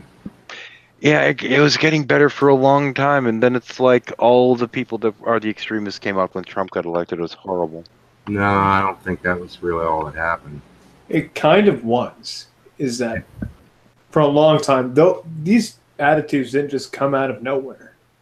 They were bubbling and boiling under the surface, and it was just that people were aware that, you know, these are particular things that you don't express. You don't express these kinds of ideas. They're improper. And it's so fun every now and then, like back in the before Trump was elected, to hear somebody express an incredibly racist idea or prejudice that they had and not understand that it was racist. And one good example of that would be Bill O'Reilly talking about how he went to dinner with Al Sharpton at this restaurant in a black neighborhood. And he went, it was amazing. You know, everyone in there was black. I was the only white person in there. And, you know, they ate just like normal people. There was no, motherfucker, I want more iced tea. None of that. I want to actually throw one more thing on the proverbial fire, one more log here. Because I'm not saying that this is something that simply happened after Trump got in. So I don't want to be taken that way. Because when Obama was first put in, we had a lot of these people that are the racists that were saying really racist things and saying, but it's not like I'm racist because we have a black president, so that somehow makes it okay. Now, these same people that started taking that stance once Trump got in, all of a sudden it was like a field day. It's like I'm a white nationalist and yada. It just accelerated. All these people that were hiding their racism under the rocks in their backyard said, "Yay, I can be completely racist now because." Oh, yeah, and I don't think that's acceptable either. But don't you wonder? Honestly, it just brought it out from underneath the rocks it was hiding under. Is all I'm saying. I would feel bad talking about this because I particularly feel bad even saying anything because Dragnot apparently went to bed or whatever. I'm sorry. Maybe I shouldn't have said that. I don't. Maybe he's not. I don't know. There's pictures still there. He's still here, I guess. Yeah. Better not be heading to bed. That bitch owes me a Pokemon Go gift. I'm not sure, but what I'm thinking though, I'm thinking like Antonio Fletcher. I listen to some of his stuff. Different guys. I'll see those guys arguing over this stuff occasionally, and I think, well, when Obama was in there, one of the things that always blew my mind. I mean, honestly. Is that for 20 years he sat there listening to Black liberation theology, and I've read a bit on it. And I go, wow, I don't know, man. It's hard to understand. I mean, I understand why people would feel that way, but to hang on to it, and at this point, being taught that a white person that makes money is a bad person, you know. And I mean, honestly, Obama came out of that for like 20 freaking years. He sat listening to that, and I think that might have affected some people. It's my opinion on it. Actually, more so the dogma that's taught, and this is something I've ran into, is this idea that all people that are white have money, which is horseshit. Well, I actually at one point sat in a Denny's, and there was this kid that was just being an asshole, and I said something to him, and he said, "You're just saying that to me because I'm black," and I'm like, "Dude, are you serious?" And he's basically accusing me of being like some kind of elite with money or whatever the hell. I'm like, dude, I've got a question for you. What are your parents doing? He says, "Oh, my mother's a lawyer and my father's a doctor." And I'm like, okay, so you're saying that your family has more money than mine. Well done. What's your point now? You're telling me that you don't shit on a golden toilet, Shadow? No, hell no. I spent the majority of my life being poor, damn it. But I mean, actually, I was raised middle class, but after, moving out of the house, I struggled like everyone the frick else. Yeah. And this kid who is shitting on a golden toilet is giving me a hard time about it. It is kind of funny for people to have that kind of idea that, all white people have money when you haven't show like Jerry Springer. Yeah. Right. I had a guy come in my shop that he's an old black guy, and he's a good bass player, I remember, and good musician, period, and he would come in and we always got along fine. And one day we got talking about stuff like this, and he was really busting on me because I owe. And I'm like, well, what do you mean I owe? I'm like, look. I said, on my father's side, my grandparents, they came here, or their great grandparents, whatever, came here. We were always in the north, and same with on my mother's side. Both parents, they were all in the north. We never even lived down south, so we weren't part of that. We would have fought for your freedom. And he said, and I'll never forget, like him looking at me and said, yeah, but You're still white. Oh, dude. Oh, my God. Now I remember. That's what led to the argument with that kid in that fucking Denny's. And I'm just like, you gotta be fucking kidding me. Like, oh my God, And I remember we still, he left, we got along, but I really never wanted him to come back again. I just like, this dude just, I can't, we got along, but it was just weird, And I remember what that fight with that fucking kid in that Denny's was over. He was sitting there giving me a hard time because I was white and my quote with my ancestors enslaved his ancestors or some shit, and I was trying to put him down. I'm like, dude, I was raised in the North. My family fought to free your people. Fuck off. Yeah, It started with that, and then I found out that his family was the goddamn Huxtables, for fuck's sake. Well, it's just fucking, it's weird. Like, I don't, and that's why I'm saying I wonder if some of the racial tension came out of that, where I don't know. I mean, to me, it may take a long time to get over, or sometime anyhow. And maybe I hope to God things straightened out. Well, part of the problem is for the longest time, education, going back to the original topic this hangout was supposed to be about, if you go through the textbooks and you talk about, and they get into talking about all these people throughout history who have done all these great things. If you look at, it's almost entirely white people. Now, there were a lot of black people in American history that did great things, but they're not in the books. So you're not providing these kids with role models. That's a problem. Well, it's also, when you go back in history also, maybe I'm wrong, but what is the percentage of people, black versus white? And so why would you see that predominantly? I mean, it might just simply have to do with the amount of people that there were. And education and that kind of thing at the time, going back in history. Now, you can make that kind of argument, but at the same point, if you're going to show people to try to be upright role models, you need to do it in a balanced way, not simply based upon the numbers of, there's more people in history that we have records of that were this versus that. I mean, there's loads of people that would be incredible African-American heroes that they just don't make it into the textbook. Well, yeah, that's what impact will it have on students of that ethnicity to have people that are good role models, historical role models for them that are featured as well? And this is something that's just not accounted for. Right. No, that's true. Now, one of the issues that I have is a lot of the cultural dialogue that we have going make things more about race than anything else. I have several criticisms of the Black Lives Matter movement. And one of my criticisms is that if you look at things in terms of the statistics, in terms of those numbers, the percentage of the likelihood of somebody being shot that's quote black, and excuse me for putting the quote in there because I don't really see any real distinction other than the arbitrary ones, and I probably shouldn't have bothered with the quotes, but regardless, if you take, black people that are shot versus Mexican people that are shot versus white people, and you look at the statistics, they line up with poverty, with socioeconomics, not with race. The lower you are, the worse you are socioeconomically you are, the more likely you're going to get shot. But they're making it a race issue, and if you look at the damn numbers, police are more likely to be shooting people in socioeconomically challenged areas. Well, sometimes they're black cops too. I mean, but yeah, it's if you're in a bad socioeconomic situation in a really crappy part of town, the police are going to be more on edge, and you're more likely to be. Well, I mean, and so there is some proven stereotyping in that they are more aggressive with blacks, like police are. I won't argue with you on that one. That does seem to be the case because there certainly is a degree of racial profiling involved.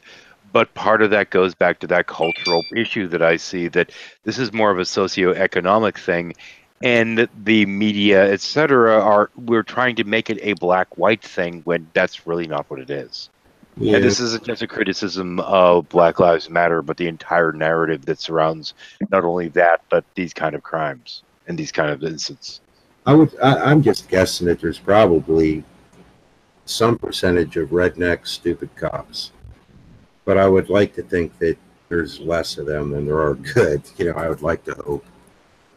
The problem is we have people buying into these dogmas, and if we fix that socioeconomic situation, if we were to basically, well, let's be frank, help out communities that are disadvantaged culturally.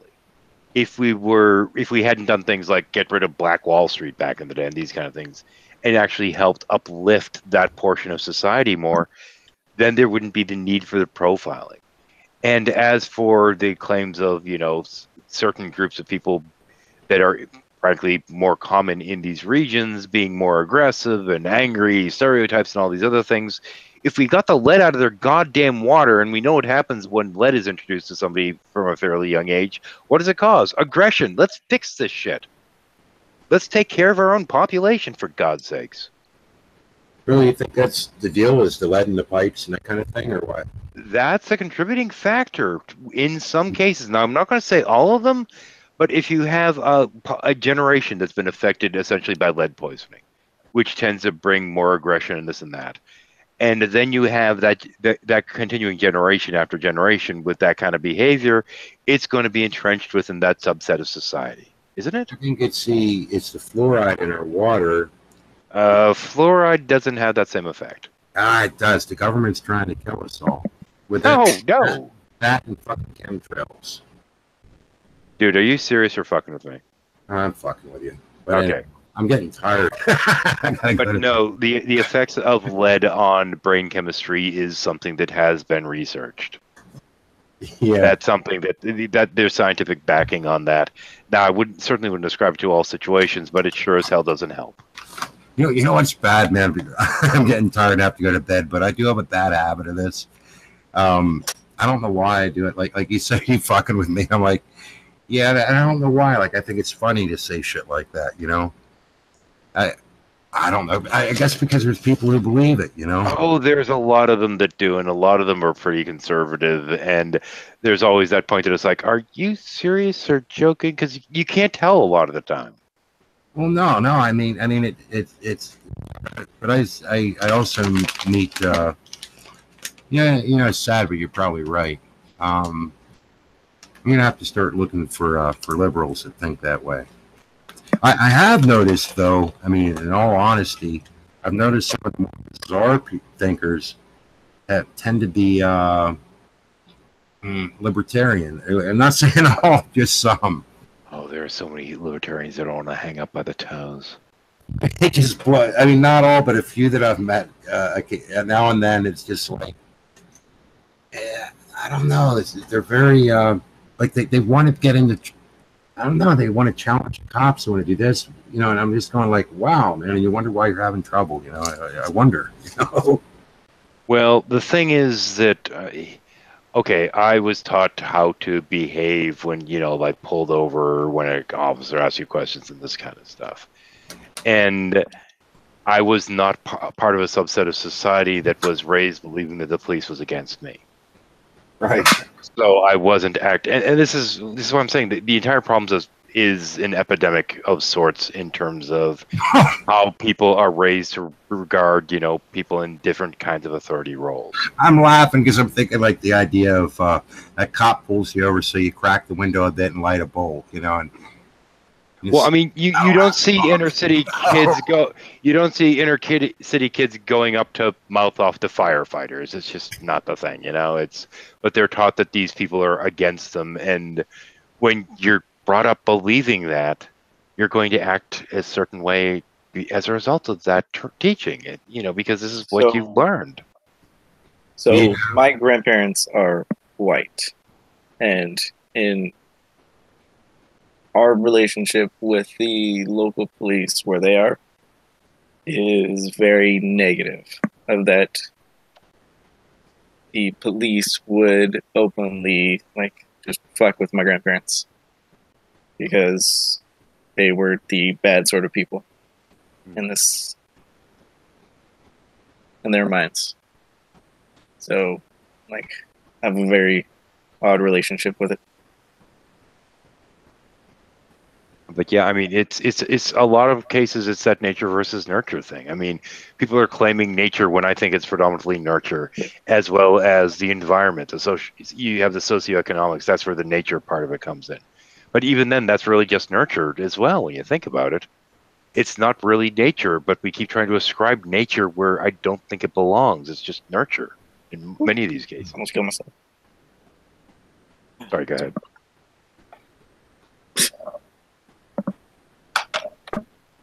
Did I just step on your point? Sorry. No. I was playing a video game while talking. Oh, okay. Yeah, I think I'm gonna head to bed. Thanks for listening to me babble. Okay. Well, thanks for listening to me to say potentially objectionable things. I don't know. I mean, it's a. I don't know. I mean, maybe I know I in a way came across. Obviously, I come across conservative, but I can't help but believe that weird way, like sort of somewhat of that hippie kind of attitude, the peace love thing. Kind of, it's got to be a place for it somewhere. Now, leaning doesn't necessarily define a man. What? Oh, the way the person leans doesn't necessarily define the person. No, but I think that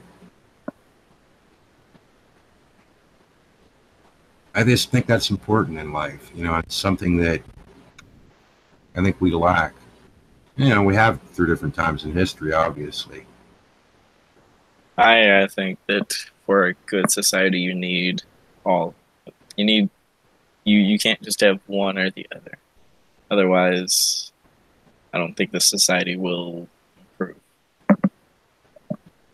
Well, right, but if you're lacking love and what was the terminology used? Like I used respect.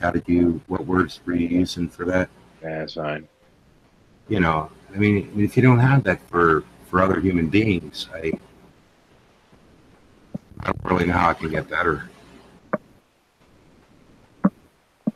Regardless of laws,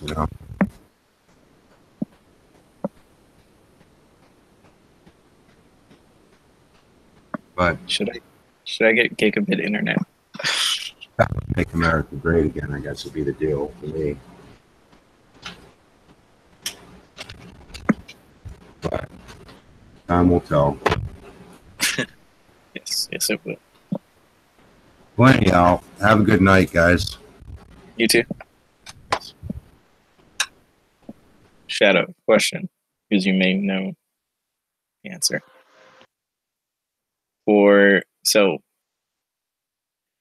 I'm going to get my own internet plan. So I use more resources than the other people in my household.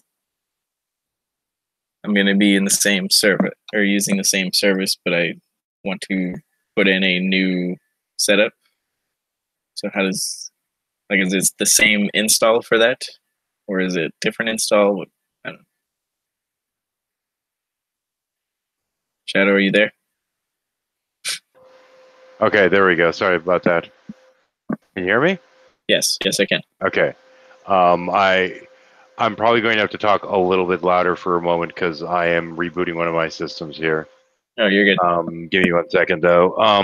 Okay, let me walk away from it. And actually, I'm going to bug the kiddo by turning the light on. Let's see now. Which one is it? It's that one. Sorry, kiddo. I have to reboot this. Give me 1 second to enter this in here.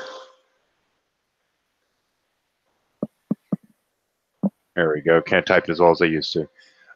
What I would do is I'd get a switch and have yourself directly connected into the router and have everyone else connected through the switch. That way, your bandwidth is straight through and theirs is being divided on the switch. Well, no, I'm going to get my own because I'm going. Oh. So my data. So I'm living at my dad's house until I finish my degrees. Mm-hmm. And their data plan has a cap of basically a terabyte of data. Yeah, you should be fine. Myself in the past like 30 days. Oh, that kind of plan. You have a cap of how much you can use monthly. Yes. Oh shit. Yeah, Yeah, it's a that terrible. sucks. Yeah. So I'm going to get my own plan, but I'm like it's going to be with the same provider because they have the best speeds for where I am. Do they So I'm have one like, that's not? Do they have any plans that aren't metered? yes. Okay, even if it's a slightly slower speed, as long as it's not metered, you should be good. No, but I'm saying if I get my own plan, how do they have to come in here and like set it, or is it a setup like they're doing a normal like they're installing a brand new one, or how does that setup work for a new?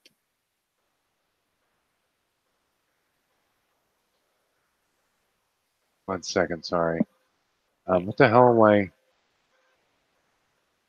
Because I'm like, I don't want to make an appointment for them to Usually, come you and need a lot of the time, depending on really depends on the provider whether they have to feed a new line or not. Okay. Usually, Yeah, if you have two separate plans, you usually need two lines. okay. I'll call them in the morning just to confirm things. But yeah, thanks, you But, Shadow. but yeah, talk with them on that because usually it's basically you usually have a separate connection for your other plan that you're connecting into because Alright. that's how they track it. Now, if it's Yeah, something 'cause like this- cable or this and that, they can have it as two different jacks, but still the same company or what have you. Yeah, because I'm gonna be here for at least 2 years, and like this plan is for 2 years of yeah gigabit internet, and I make there was one for like it was like 400 megabytes a second versus the 1,000 megabyte per second, but that one was literally like $5 cheaper. So, Yeah. so I'm like, why not go for the 1,000? Yeah, why the hell not, right? Yeah, we So I'm actually like, just recently switched over and we had like two different providers for like a day. yeah. So okay, I'll call them. Yeah, but that was an interesting discussion, but I didn't get in when I wanted to for the gun control thing. Yeah, gun control is one of those weird ones that people get really hardcore on that. And the funny thing is, there's a lot of this whole liberals are against guns. It's like I live in Texas, dude. So I'm a liberal, and Yeah. as you can see, I'm definitely not against guns. Unless you're Yeah, gonna I'd say say not. somebody that owns them is against them. Al, you hear it all the time, though. Unfortunately. Yeah, I'm like I just want more controls. Like yeah, like I should have to go and get some type of license. Well, incidentally, that friend of mine that I was referencing would at the time went by the handle Big Dog, but he's not a YouTuber, but he went by Big Dog. Mm. And God, we'd go back and forth on so many different things. And there was only one or two times we really got into it on gun control because he'd be like, "Well, I think we should be able to get assault rifles," and I'm like, "Oh, I don't know, man." And his whole thing was, "Well, the reason why we don't want assault rifles is because they look scary." I'm like, "What I'm concerned about is the rate of fire." Okay, And so I mean, assault rifles is a very poorly defined term. yeah, and that's used. one of the things that he'd get on me about is that well, can you tell me which of these weapons is an assault rifle? I'm like, no, I don't fucking know. So I think the term should be more for so pistol grip rifles with front grips and extendable stocks would be like you would want to just define out each one of the things instead of trying to put it as one big classification. Because if I took off the front grip of that rifle, is it still an assault rifle? If I took off the extendable stock and put on a stock that doesn't move, is that still an assault rifle? If I take off the pistol grip and make it a regular rifle grip. Yeah. The point I ended up making to him, though, was that I think most of the legislating we do is almost completely pointless and arbitrary because all they do is pick the most recent weapon and outlaw that to appease people, and I think that's kind of horseshit. Well, I like the whole argument against licensing is that You don't want the government knowing who has the weapons. Yeah. And so in the past, where a civil population could fight against the if somehow the government was able to, oh god, yeah. oh, there's so many Yeah. little militia groups that it's like, Yeah. we're going to defend. It's like, dude, you won't even see the government coming. It'll Yeah. be a fucking drone. You'll be dead. Well, I mean, so as of World War II, you had tanks, which have been used against civilians inside the country at different points in time. Kent State to be an example. And police forces now have military grade weapons. So I mean, if you somehow had a tyrannical government since World War II, the government would not be stopped by your regular rifles, even They'll assault shell rifles. you from 10 fucking miles away. Give me a break, you know? Yeah. It's And then nowadays there's drones, and a drone can fly at an altitude that you will not see with your eye. Mhm. You will not be able to do anything about it unless you had some type of air to air, or ground to air detection system, Mhm. which is outlawed. So I mean, people. Most of this is the thing. Is a friend of mine. Actually joined one of these little militia groups. Just kind of the camaraderie, being able to hang out and being able to try out all kinds of fun new weapons and shoot them. This kind of stuff. And he would sit there talk with the old guys, going, you'd have some young kids in there talking whatever, and he's looking at the old guys like, do they really think that we can allow? They're like, yeah, they'll learn better. That there's no way we can go against the government. We know it. These guys are just young, dumb, and full of cum. But I mean, that's the whole argument against the licensing, because people are like, but then the government's going to come take our guns, and I'm like, if the government wanted to come take your guns, you're just taking your fucking guns. Yeah, well, they could do it just like they did in New Orleans after Hurricane Katrina.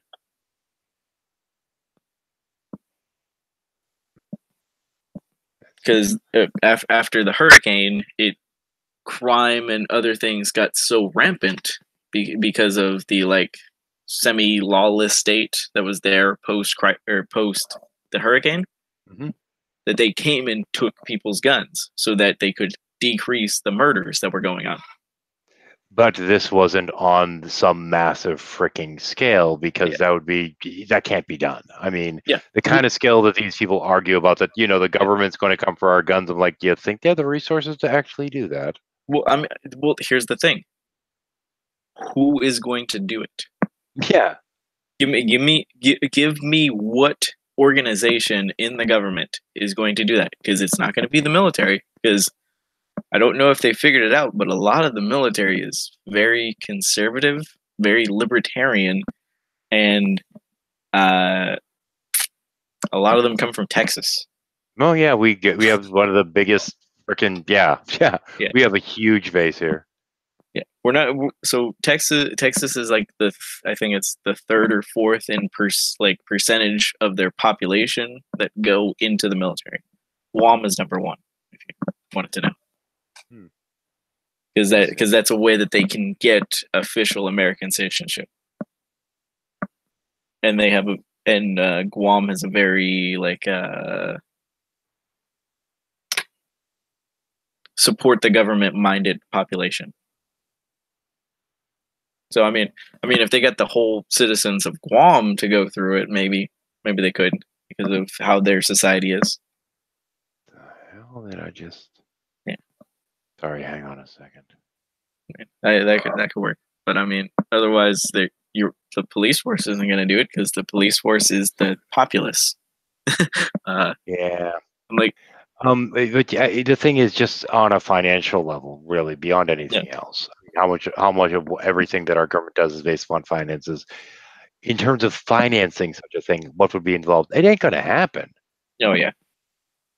Just so unrealistic to even think that they'd attempt it on a national scale. That is, small scale is something that's potentially doable, but no. I mean, and I at this point in time, the U.S. citizens have more I'm trying to remember that recent stat. It was like we have like 44% of the world's guns. I think that was the good grief, yeah. yeah. We have 5% of the world's population, 44% of the weapons. Actually, you want to talk about a freaking deterrent? During World War II, that was actually a huge deterrent in terms of Japan's like, I don't think we should invade America. That would be bad. Because behind every door, there's going to be at least one gun. It was behind every blade of grass. Ah, okay. Thank you for the correction. Yes. But the thing is, with today, so if America was going to be invaded by another power, you knock out, or all they would have to do to crush our society, knock out our power grid. Oh yeah, absolutely. On our power grid is like literally that's a thing that comes with the DoD every single year as one of our like failures of critical security. Oh yeah. And like one of my friends works in he works at NORAD in the like so basically if another country launched nukes, he would be like one of the first, if not the first, alerted to what's going on. So every single day that they go in for work, they're given a briefing of like what's going on for security issues and all that to know, like so they're basically kept on top of all of that kind of stuff. He's like we don't have to worry about other countries' nukes. We have to worry about them fucking with our power grid. Mm-hmm. Like that's their critical infrastructure failure right now. Is that all like especially our nuclear reactor facilities? There we go. Fixed. They're somebody can hack into one of those and just completely destroy the power to a large segment of the country. Almost. I'm going to go back and check it in 1 second. I'm just making sure that I have it fixed now. Sorry. Yeah, but it's a scary thought. Oh yeah. Okay. The direct route in this day and age is seldom the best way to go about things. I mean, this is the thing: is soft power is so much more important, and we're focused so much on the actual military that I don't know. I think our dogmas ran over our Katma, I guess. Well, I mean, the problem is that our society needs to invest heavily in the military. Like we are at this point slaves to the military-industrial complex. Yeah, I can see that. Like it's just something that we can't really escape from at the moment because of how our industry is set up. I mean, like a lot of the like big major companies, like a lot of their big contracts with the government are for military use. And I mean, it's just this. Okay, that's. It's just gonna be. We need an entire culture change for our country. Yeah, pretty much. I've thought that's been the case for ages. Yeah. There's a certain level of corruption, and I've kind of cracked. I actually in my book I crack a joke about this, in that at this point it's so bad that the only way to correct the situation would be to overthrow the government, and the current regime is not willing to do that. I believe was the joke that's in there. Yeah. I mean, what could be the mechanism to even cause that change? I feel like I'm sock account now. Way to ask an unanswerable question. I mean, for all intents and purposes, okay. Let me put it this way: a friend of mine used to tell stories, and he'd also be cracking jokes at the time that that the NSA doesn't actually have black vans. They have little scooters now because their budget's been cut so badly. But he'd also claimed that the NSA had a plan in place for when the government falls. Now, the wording of that is key because you might have noticed the little word connecting all that. It was not if. When? Yeah. Because it seems to be expected, which is kind of a scary thought when you think about it, I suppose. I mean, so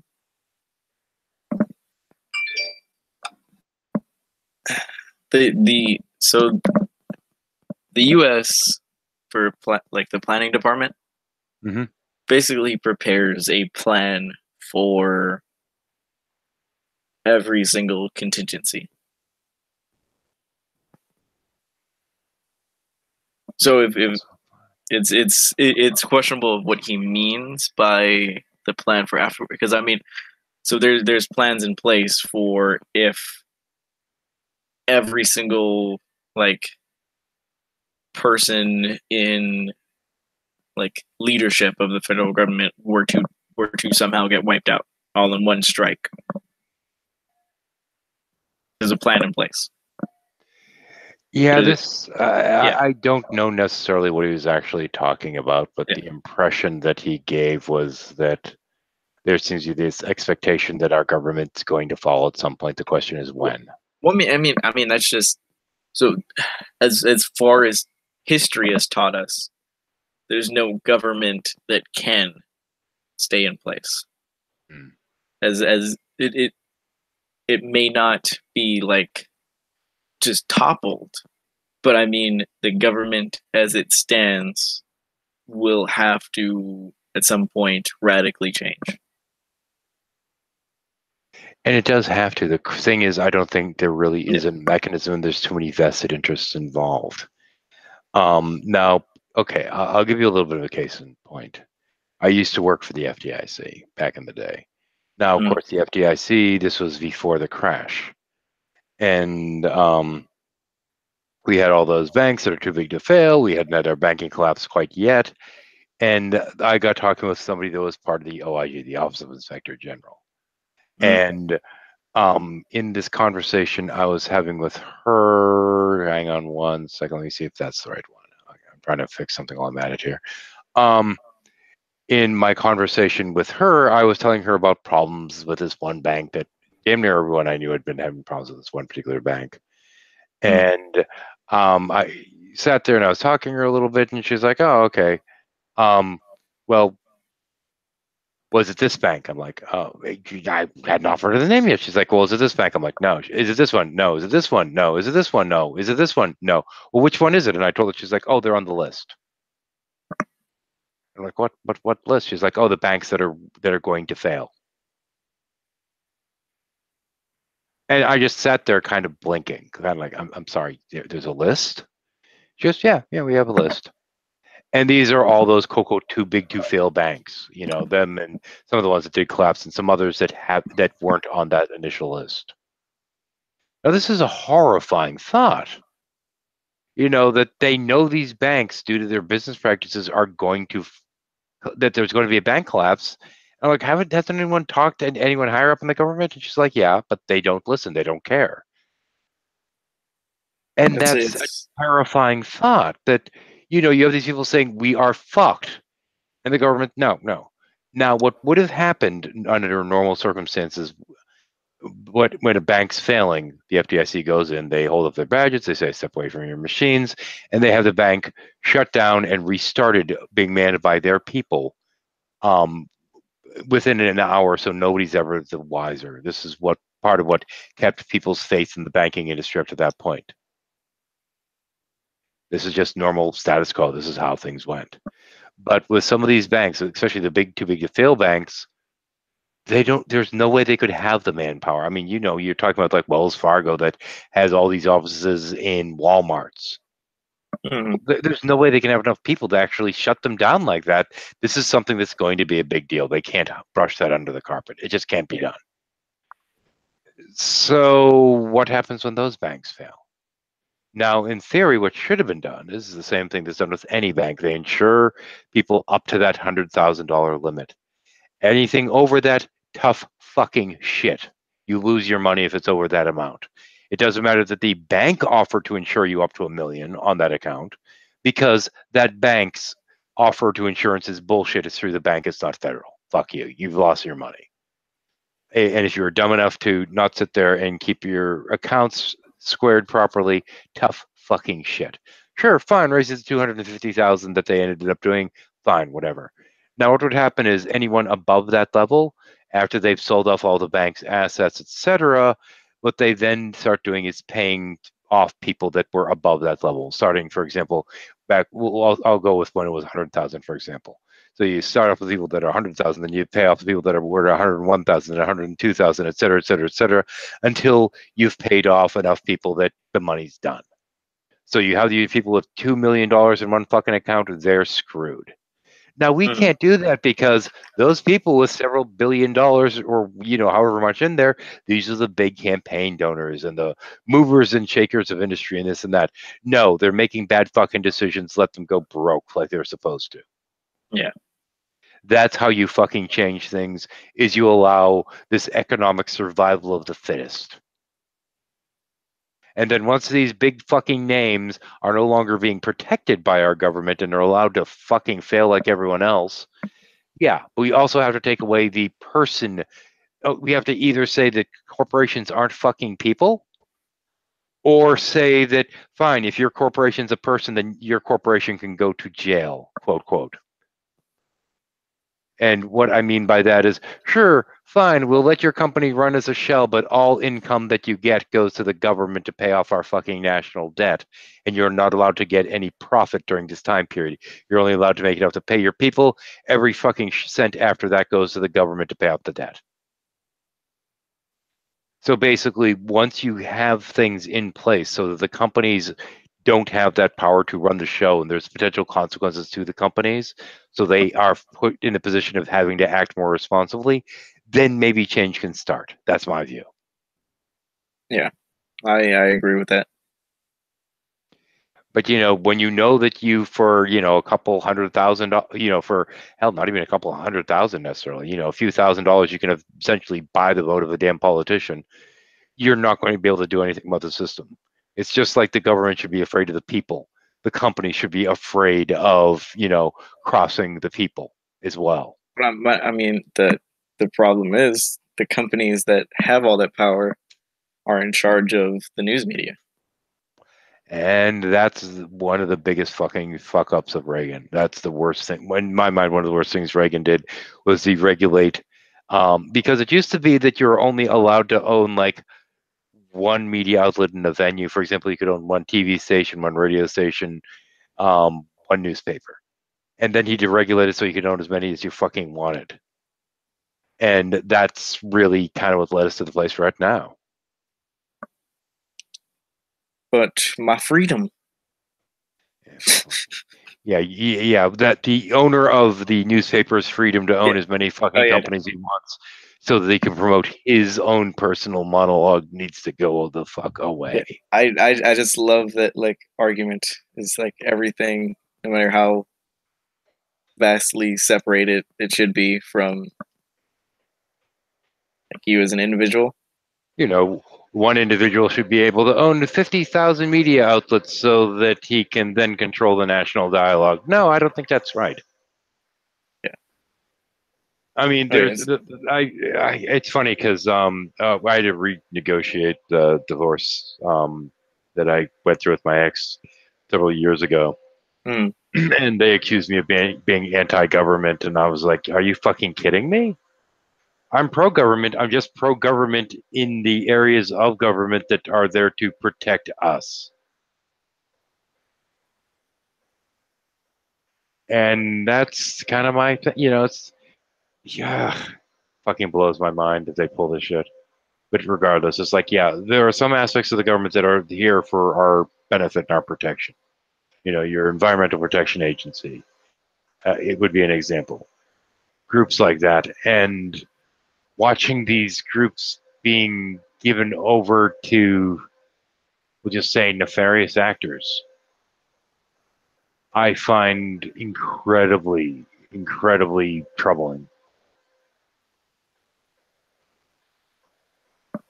What the hell is going on? It's just for like, some Let me things it reboot just this makes thing. no sense how. And This one should be fine. like I grew up in a conservative household, and like Mhm. look like I'm just like how did some of these thought process like is to this day I'm like one of the smartest people that I know and will probably ever know will be my grandfather, and it's just how does some of this like go through his head? How is it rationalized?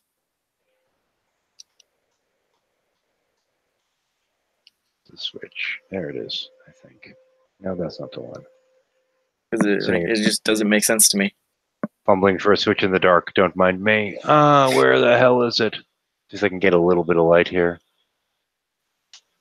No, nope, nope. That's it. Got it. Haha. Sorry, I had to reboot the second one. Oh, you're good. These are the GPU rigs. They're a pain in the ass. The other ones, you just turn them on, they go. These things I have to mess with periodically. And the problem is, I think they assigned themselves new IP addresses. I'm going to have to deal with that now. Ugh. Okay, anyway. That's never Yeah, good. I mean, there's no good answer, no easy answer for a lot of these things. There's certain aspects of, how our government manages itself. And I think that, mind if I use a software analogy? Oh, you're good. I'm computer science major. Cool.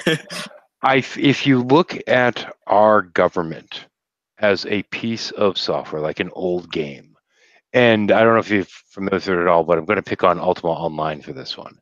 Now, Ultima Online was one of the first massively multiplayer role-playing games. It's been out there for ages, and they've spent so much time, patching it and changing it and patching and adding this and adding that and patching and patching and patching and patching and patching and patching and patching the damn thing. And eventually it's still this old tech, it's all this old clunky interface. And they said, what we need to do is we need to just come up with a new version of this that's proper 3D and yada, yada, yada. And we're going to bring all the stuff over and it'll be wonderful and it'll be great. And it was shit. So they sit there and decide, okay, we're going to just completely rebuild this thing, not from the ground up, but we're going to try to kind of reverse engineer the elements that are already in it and try to make it this better interface. And you end up with this better interface that still has the old clunky crap in there, and it just didn't fucking work. So you didn't get new people coming in, all this other stuff. It ended up just kind of falling apart around the gills. Nobody used it because the old interface on a lot of levels was better. But are they going to go and say, okay, fine, people prefer this old interface, so what we're going to do is tear it down to bare bones and rebuild it so that people still get what they like from it, instead of adding all this extra horseshit? Just give them what they like from this, keep that, throw away the extra, and completely rewrite the code from fucking square one to fix it, or are we going to patch it some more? Well, they patched it some more, which of course broke more things. So the more they patched it, the more it got screwed up. And that's kind of how I see our government at times, is we just keep patching it. We won't sit there and say, okay, there might be a better way to do this. What we're going to do is figure out what is important and what people like and rebuild it and make sure that those things are there at the core. And we're going to prevent all these problems we've had from the patching from coming up again. Instead, they're just going to keep patching it. It's very hard to change some things. Yeah. And well, then, I mean, some of these things don't need to not change. But at the same point, if you just keep throwing fucking bandages on it, you're never addressing the real problem. To take it away from the whole patching analogy here, it's like it's like having a gaping wound and you just keep slapping bandages on it, and in the meantime, the knife's still in there, digging the hole deeper. Well, it doesn't help that people don't want like things changing on a certain level. Well, people are always going to fight against change. They're always going to. But at this point, I think that at least we need to get something put into the government that will patch some of the corruption here. Now, the problem is, of course, we have our dogmas. This whole thing with, oh God, the job creator thing drives me insane. Ugh. It's like, oh, I'm a job creator. It's like, okay, how many people do you employ? One. You're a job creator? What? Huh? I make, I make $100 million and I employ 2 people. It's like, yeah, that's not a job creator, dude. You should be taxed based upon that more. And this is part of my outlook. It's like, I think, sure, fine, offer companies a kickback at tax time per employee up to a certain amount of money. And everything past that, fuck you, you're taxed out the goddamn, we grab you by the nuts and tax the shit out of you. So what does it do? It basically, how do you dodge your taxes? By hiring more people. Yay! But this will never be done because, we're going to sit there and just say, well, these people that are pocketing all this money, they're job creators. We're going to keep filtering money to them so they'll have even more and more power over us because the people in the government don't realize that they don't have any fucking power. Well, no, I think the people in the government realize that. And the people that are and we have the people being taught that, the government has the power when the government doesn't. And yeah, it's crazy. Just this whole... There's a point at which I think the government has to just fucking implode on itself so it can fucking rebuild. And hopefully there's enough good that can be preserved. I don't know, man. It's just... I just see things getting worse because we're just patching the problem and we're not fixing it. And we end up... how corrupt is the current administration yet? What are we doing? We have one party that's sitting there holding them up because they're on our team. And as long as we are regarding these 2 different political parties like fucking sports teams that you root for them no matter what, I think we're screwed. Well, that's the thing that scares me in my mind is that instead of voting on what you believe, it's more who's the Republican candidate. Oh, okay, I'm going to vote for them. Yeah. It doesn't matter what their policies are. It doesn't matter what they say or do. It's which side are they on? Yeah, I don't... for the life of me, I can't understand why a Bible-believing Christian would be voting for and supporting, even worse, Trump. When how in the world could you even... If they at all believe in their own supposed Christian morals, how could they possibly support him? I don't get it.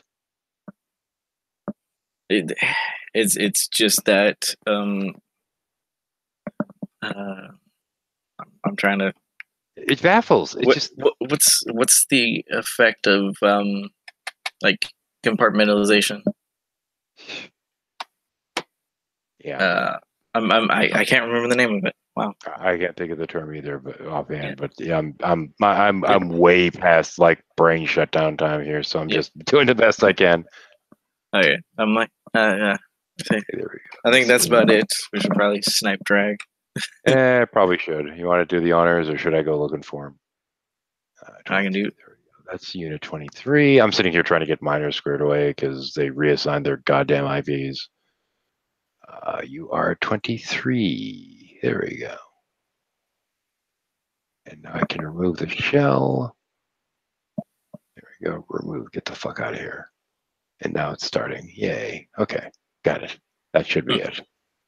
Okay. Now let me find drag it out here. Is this the one? Okay. Well, all right. Have a nice night. Yep. Get some sleep. There we go. Where are you, drag? Oh, no, I already... Oh, you already got him. I see it. Yep. Cool. Just making sure. Yeah, we should be off in a couple minutes. Well, now I can't talk to Cliff because he doesn't like stream snipers. Oh, geez. Yeah, well, it's a little bit different when you're asked, but hey. Yeah, no, but I remember Cliff. I think Cliff said something about that in like the past 2 days. He's like, well, now I can't talk to you because you stream snipe. Yeah, I've had some weird fucking conversations today. Holy shit, man. All right. I mean, that's to be expected in the community. Yeah, and as I was joking when we were in the other thing is, that we're later going to be accused of talking about nothing but religion. Yeah. I'm like, well, I mean, I'm just waiting for the comments from G-Man of that he's going to be calling himself the best arguer for Christianity from one of our earlier conversations today. Oh yeah, good grief. Yeah. What I love is I like the asshole that I am decided to go in there to that thing that Thick Shades did to defend G-Man as being a Christian. When Well, no, if asked, I don't think he really is one. Well, man, I mean, we did a whole draft, and G-Man was the #1 drafted pick. So I mean, Pick for what? That wasn't completely clear, man. Huh? What exactly was I didn't get the details of that one. That one just kind of. So who would you choose to argue the CCP's case on your team? Yeah. On my team to argue their case? Yeah. If you could choose somebody to argue the Christian side, who would it be? And that was the who we were drafting. My team was oh shit. I had Tommy Hall, Arcane Logos, and Matt Bell. I'd probably start with Bell, but good grief, I wouldn't. Yeah. Now, is this the person I'm arguing against or for? Or No, they're arguing with me no, or against me? Yeah, there are. Who do you think would best present the CCP case? I don't know. Well, I don't know that Bell really counts as CCP, but He's in there. G-Man's just a hangout vandal and immediate clusterfuck. Yeah, but G-Man was the #1 overall pick, so I'm just waiting for G-Man to somehow like put that into his like accolades. It'll be like marathon running,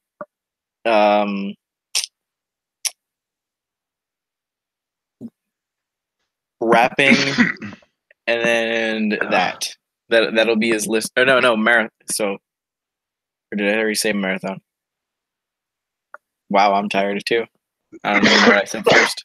I don't know. I'm just waiting for the damn light to go out because I'm so mentally worn after today. Good grief. Does he even talk about his marathon running anymore? I don't know, man. He's weirdly obsessed with the Hebrew Israelites. I mean, maybe that's his calling if he has one. I mean, if he does well with that, that's good for him. Just stop pretending that you're doing well here. I mean, Drag brought up that great point of he doesn't talk to Hebrew Israelites that are actually in his community. No, of course not. Yeah, which means no matter what, he can never actually be doing good. No, instead he's just yelling at people on the street like he does normally. These ones just have to be Hebrew Israelites. Yeah. Yeah, the whole yelling at people on the street thing is not something that garners too much respect for me. Yeah. It's like, great, you're a street preacher. I've seen so many of them. Hell, there was actually one that I had some degree of respect for.